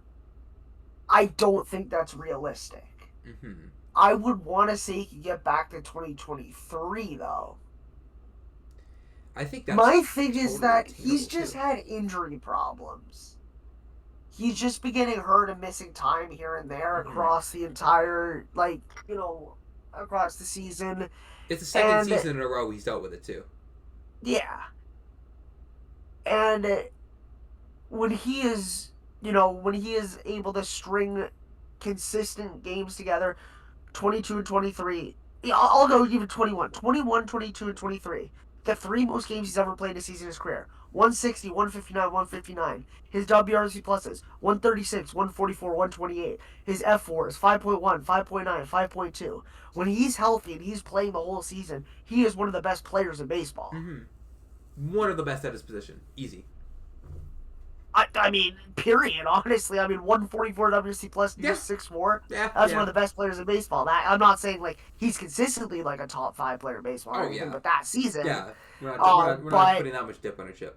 yeah, one of the best third basemen in baseball. Still very good. Like all things considered, the past 2 years dealing with the injuries. So I think if he's healthy, and these aren't like injuries that were like, things he's dealt with his whole career or anything like that. They were kind of like freak injuries. So it's one of those things where I don't expect him to be hurt all that much next year. Mm-hmm. Unless, again, like obviously some freak thing. It's not like some lingering issue. Mm-hmm. So I definitely think that he'll be able to Yeah, like his ISO being 168, it's the lowest mark of his career, and it's not close. That was the only year except for the 2020 shortened season, which his ISO was under 200. You know what I mean? Like you take out the last 2 years, 2024 as well, and his ISO in those 3 years that I mentioned were 227, 255, 234. So the injuries definitely made him unable to, give it 100% and do what he is known to do.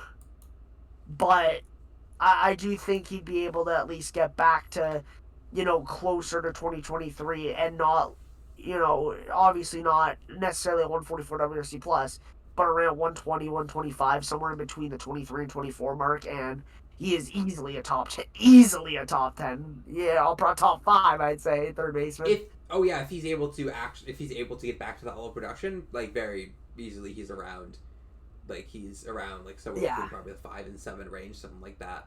Maybe even higher depending on how other people are playing. But Yeah. um, this also, if he's able to get back to like some level of his like prior production, completely I think changes the outlook of the Brave season.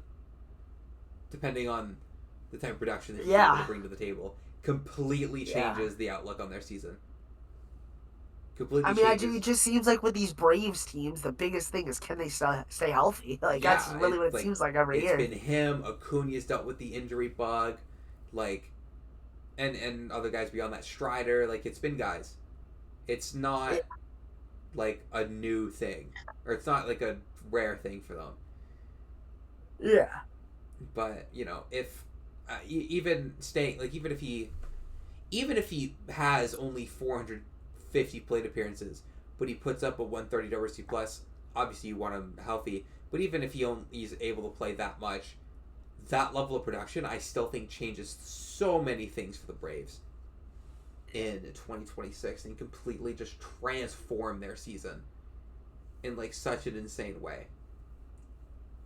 So we'll Yeah. see where that ends up. What that ends up being. One guy I want to talk about really quick. I want to talk about future Hall of Famer. I just want some opportunity to glaze really quick. We both have him at 6. Manny Machado, man. What a player, man. What a player. I feel like he's one of the players right now where it's like nothing really jumps off the table or jumps off the sheet at you, I think. Right? I think you'd probably agree with Yeah. me. Like, but he's just so good. You know what I mean? Yeah. He's just so solid. Yeah. Everything he does well. There's Exactly. nothing that he does that where you look at it, it's like, okay, this is, subpar. He just does so many things good. He's just such a I don't know. Listen, this is a future Hall of Famer right here, man. Future Hall of Famer. He is almost eclipsed like the 60 WAR mark too. Fangraphs has him at 57.3 WAR right now. And like that's the one thing I'll say. Like the one thing that I look at in his page and it screams like like that's not great. Is like his chase and whiff rates, but those have never been like outstanding. And look He's where it's never gotten been him like a with super those. crazy Yeah, platism guy. Even going back to his like early Baltimore days. yeah. And this is another thing I want to say. It's just the fact that a lot of people think that like to be a good player you need every single thing on your savant page to be in like the 90th percentile or something, which is just not true. Some guys just Because make things there, work. yeah, because there are a lot of players who they will put up unbelievable stats while striking out a lot. There are some guys that'll put up insane numbers without walking a lot. There are guys who just absolutely mash the ball, but they're in the very like they're in like the 5th or 10th percentile in like chase or something. Like yeah, you could chase a lot, but you could also be crushing the ball a lot. Like some things go hand in hand. Like sometimes players need to have the ability to chase and miss on pitches in order to hit pitches too. Like it's a whole process, and a lot of the time, people don't realize it's good to not be elite at one thing because that could be making something else also elite. like one thing I've always said is that, for example, you look at O'Neal Cruz, right? Mm-hmm. I've always said he needs to sacrifice some of his launching or exit velo for launch angle, right? And it's like thinking like, you know what I mean, something like that in the sense of having a like a high exit velo as numbers you want, having a great launch angle, like the higher launch angle, like you know what I mean? Mm-hmm. Like it's just some things are kind of opposites of each other, and you're not going to see some of the results if it changes. I don't think that if Machado were to change the type of player he is and focus more on like not chasing, not whiffing, obviously you'd see a substantial drop in his hitting stats Mm-hmm. because he would be changing how he kind of sees the pitches, how everything works. Like It changes everything. It changes your rhythm, changes your mindset, it changes everything. And with someone like Machado, especially, it's like it's not even like he chases like that. Like obviously, it's below average chase rate. Like it's not good, and whiff rate too, for that matter. But it's like it's not that bad. Like it's 37th percentile, which again isn't good. It's still below average. But it's not like it's like the 20th percentile or anything lower than that. Like it's below average, but it's not the end of like. So many guys are able to make things there work. You see guys with chase and whiff rates lower than that make it work too. Like the thing about it is like it doesn't matter because he just hits the ball really well. Like it's genuinely just that simple. You know what I mean? yeah, It's that simple. Easy future Hall of Famer. So or should be. So that'll be a fun conversation to have whenever he retires and his career's done. The Manny Machado Hall of Fame discussion. So, yeah, that'll be a fun one to have. Who do you want to talk about in this tier? Talked about those two. Who do you want to talk about? I want to talk about Matt Chapman. Let's hear it. So Matt Chapman has gotten a rep, deservingly so, of being one of the best defensive players in baseball. Mm-hmm. Very deserved. His bat doesn't need to be ultra elite in order for him to be a good player, obviously. And we say that with guys like Brian Hayes. We say that with a guy like Ryan McMahon. And just talking about strictly the third base position here. And the thing is, they're all great defensively, but they don't have the bat that Chapman does. Now you get the bat that is 20% better than the league average. Yes. And I'll be the first to tell you how frustrating Matt Chapman can be when he's swinging and missing on pitches down the middle. Yes. But at the end of the day, he's a very good offensive player. And, defensively, I don't know what we can say that would do it justice as well. Like, yeah. This guy was, like, personally, like, he was forged from a higher power to be a demon with the glove. Like, it's crazy. And, like, you know what's funny about it? What? He's not nearly as good defensively as he used to be, and he's still really good at it. Yeah. Like, he is significantly worse than he was, like, last year, defensively. Still very positive, right? Not nearly as good as a defender as he was when he was with Oakland. Still a really good defensive player, which says so much about just how good he's always been. He's never been worse than, like, a just simply good defender throughout his entire career. And he's always supplemented that with varying levels of offensive success. Like, he's never been below, like, a league average hitter. That was his worst year, was 2021. He was a 101 WRC+. He's had years where he's been, like, a 140 WRC+ hitter. He's had years where he's at 120. These past 2 years, he's been hovering around the 120 mark. This is a guy who legitimately, if he's on top of his defensive game and he's hitting really well with the bat, can legitimately just like five win player. That's what he was in 2024. He was a 5.5 win player almost, with a 121 WRC+. And then on the defensive side of the ball, he had 17 defensive runs saved and 11 outs above average. That's insane, right? And Like, it's easy to underappreciate a player like this because his offensive numbers do not jump off the sheet at you, right? A guy who only has a 770 OPS or whatever, that's okay. It's not great, but that's still pretty good. Plus his defense, he's ridiculous, man. He's ridiculous. He's ridiculous, and sometimes I think we take players like Matt Chapman for granted. I think. Yes, for sure. So, yeah, I said my piece there. Is there anyone else you want to talk about this year, or do you want to move on to the top 5? No, we can move on, but I mean, I feel like the top 5 is going to be pretty self-explanatory for the most part. It is pretty self-explanatory. Our top 4 are the same. Number 5 is where I have Matt Chapman, and then number 4 I have Junior Caminero. Number 3 I have Alex Bregman. Number 2 I have Michael Garcia.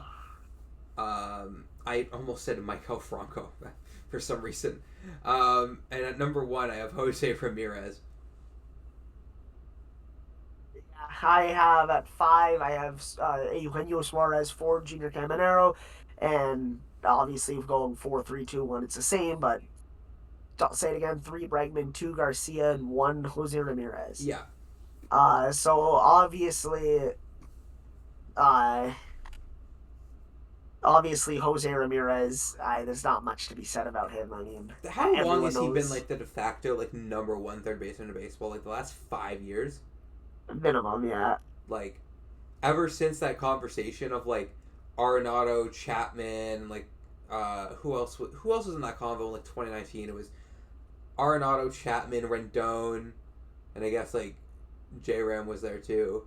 Ever since that convo of those 4 guys kind of ended, J-Ram just kind of took that crown. It was y'all can rest. You guys can rest. It's mine. Respectfully. Yeah, it's been Jose Ramirez. I don't think that there's that much to say on Jose Ramirez being number 1. It's quite self-explanatory. It's as good as some of these other guys are. It's J-Ram. It's not close. I don't really think that there's an argument for anyone else to take the number 1 spot from him. He has consistently been, year in and year out, been one of baseball's best players, let alone third baseman. Consistently a top tier hitter, consistently been a really good defensive player, consistently has been one of the league's best base runners, which is, I feel a kind of sleeper trait on him. People sleep on that trait a lot, that he's one of baseball's best base runners. He is legitimately really good at everything. And what happens when you're really fucking good at everything is you're one of the best players in the league. And that's Jose Ramirez. And that's a big part of the reason why he's the de facto easy choice number 1 third baseman in ball. We'll show some appreciation to the other guys here, obviously, because this is more than just Jose Ramirez glaze. Michael Garcia, fantastic breakout season, and he's young, he can get even better, Ethan. I think you'd agree, right? Yeah. There's a lot of room for improvement. I think Michael Garcia, you know how you were talking about with Machado, where you think people think that all the boxes have to be in whatever percentile, right? There's some pretty important boxes for Michael Garcia that because they're lower, and I'm specifically talking about his barrel rate and his hard hit rate, you would think, oh well, that's not high, you might see a fall off. Wrong. You are wrong, person behind the screen. You know why? Because he doesn't chase, he doesn't whiff, he doesn't strike out, he walks an okay amount, and still has good average exit velocity. So there's really no reason to think that that's offense is going to go anywhere. He's a contact hitter. That's what he is, and this is the ideal profile of a contact hitter. And you know what else he's great at, Ethan? What? He's one of the best defensive players in the league. Yup. It's hard to get a better combo than that. That left side of the infield for them is ridiculous. It's Yeah. stupid, man. Like, no balls are ever getting through that left side of the infield. Like, you have No. Michael Garcia's 17 outs above average right there at third base. And then you have Bobby Witt Jr.'s at what was his number again? 24 at shortstop. Like, that left side of the infield is a cheat code. It's ridiculous, man. That infield is so good. Those two are going to be so good together for such a long time. I'm so glad they're not in our division. Hopefully they don't torment us whenever we do play them. But yeah, man. If you want, you can talk about some of the other players in here. I mean, Caminero, obviously, what a year that was for him. You know, great player, able to hit that many home runs at any age, let alone that age, is obviously such a good skill to have. Um, aside from like his home run hitting, obviously, I'd like to see a bit more in terms of maybe getting on base more in general. But Caminero definitely cemented himself as a top five third baseman with a 50 or a 45 rather home run season, and he's only going to get better. I mean, he did that at age 21, so Yeah, and like I think as he kind of matures into just like being a major league player, I think like you said, like with the getting on base thing, like one thing, like I mean it's not a secret, like Caminero is somebody who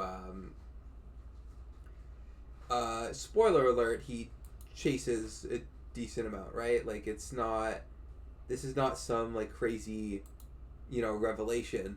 22nd percentile chase rate, 26th percentile walk rate. I think those are things that on some level will improve as he just is in the league longer. You would think and you would hope. Hitting 45 home runs at age 22 is ridiculous, by the way. Like, that's stupid. That's ridiculous. yeah. And, like, I don't know if I'd say, like, his power tool's going to get better, because it is hard to say that someone's going to top 45 home runs. But, like, he has some of the best power tools in the bigs. Yeah. Like, he has the second fastest bat speed. I'm pretty sure only behind O'Neal Cruz, if I remember correctly. Yeah, his bat speed's just unbelievable. Generational, for lack of a better term. Yeah, like, absolutely just pisses on the ball. Like that's all he does. Like, he's just demon. Yeah. Absolute demon. Like, this guy will be a candidate every year to hit, like, high 40s, 50 home runs. Like, that's just how good he is. At this young is ridiculous. He is going to, assuming that his career doesn't take some, like, really unpredictable, tragic trajectory. I should not have used the word tragic. That makes it sound really crazy. But, like, assuming his career doesn't take, like, some really, like, some really, like, weird trajectory, he's going to climb up home run leaderboards a lot quicker than people I think are ready to realize. Like, he's gonna skyrocket up boards. He's gonna be at, like, he's gonna be not that long in the future, and he's gonna be at like 300 home runs. Like, I mean, do you want to hear something absolutely insane? Let's hear it. He is only 33 home runs away from being in the top 10 in Rays history. That is ridiculous. That's insane, man. He is also only 66 back of top 5. Wow. He is going to be top 5 by the end of the 2027 season, 100%. Oh, easy. What did you say? He's 66 away? Unless he gets hurt.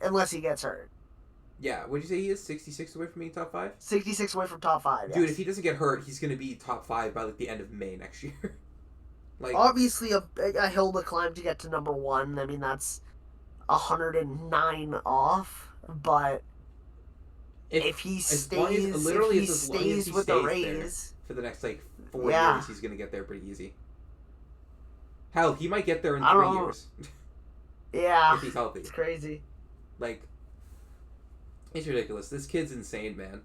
Bro, I'm Can you almost. imagine being like 24 years old and you're the franchise all-time leader in home runs? Could you imagine? Dude, that's ridiculous. That's ridiculous, man. Shout out Junior Cameron. Bro, it kills me that this guy's less than a. This guy's less than a year older than me. I hate that. Why are you almost my age? Imagine what am I being doing? older than him. What am I doing? Yeah, you are. What are we doing, bro? Are we cooked? You know what I was doing at his age? What? Well, I mean the same thing I'm doing now, basically. But it's not one of those things. Okay, I was watching the World Juniors, the hockey tournament, which is the under 20s every year, and it's crazy. I'm like 6 years older than all these guys. Dude, it's crazy. It's ridiculous. 5 years older. Like, dude, when I was their age, I was fucking playing, like, I don't know, playing video. Again, that's still what I do now, so I don't know what I'm saying. Same shit we were doing. Same shit we've been doing. We got it. Oh, man. Is there anything else you want to talk about on this list, or? No, I think that's good. Yeah, I think we got it. All right. And we got shortstops up next. Yes, next week, hopefully. So if Bo Bichette resigns, he's number 1. If he doesn't, then he's not on the list. That's he's how it number works. 30. That's how it's gonna be. No, he's just not on it. Oh, shit, you're right. Yeah. Santiago Espinal, you get the spot, buddy. Absolutely. We'll give Santiago Espinal the spot. Also, I forgot I think we forgot to say this earlier. Guys like Okamoto are not on this list. Oh well, so we don't know if Murakami's going to play first or third for the White Sox. We did not put those guys on this list because it's so hard to try and project those guys.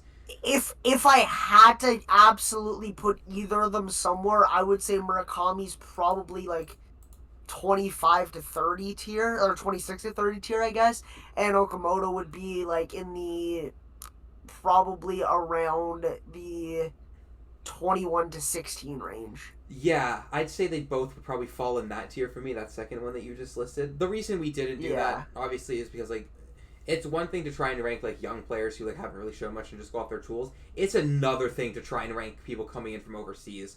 Like, it's a whole different ballgame, and yeah, I don't know about you, I don't have the patience to try and do that right now, so that's why we didn't include them if anyone is still here and they're wondering. So, but on that note, thank you for sticking with us. As always, if you've listened to just a tiny bit of the episode, or if you've listened to the full thing, if we appreciate you all the same. Obviously, that's what, that's why we do it.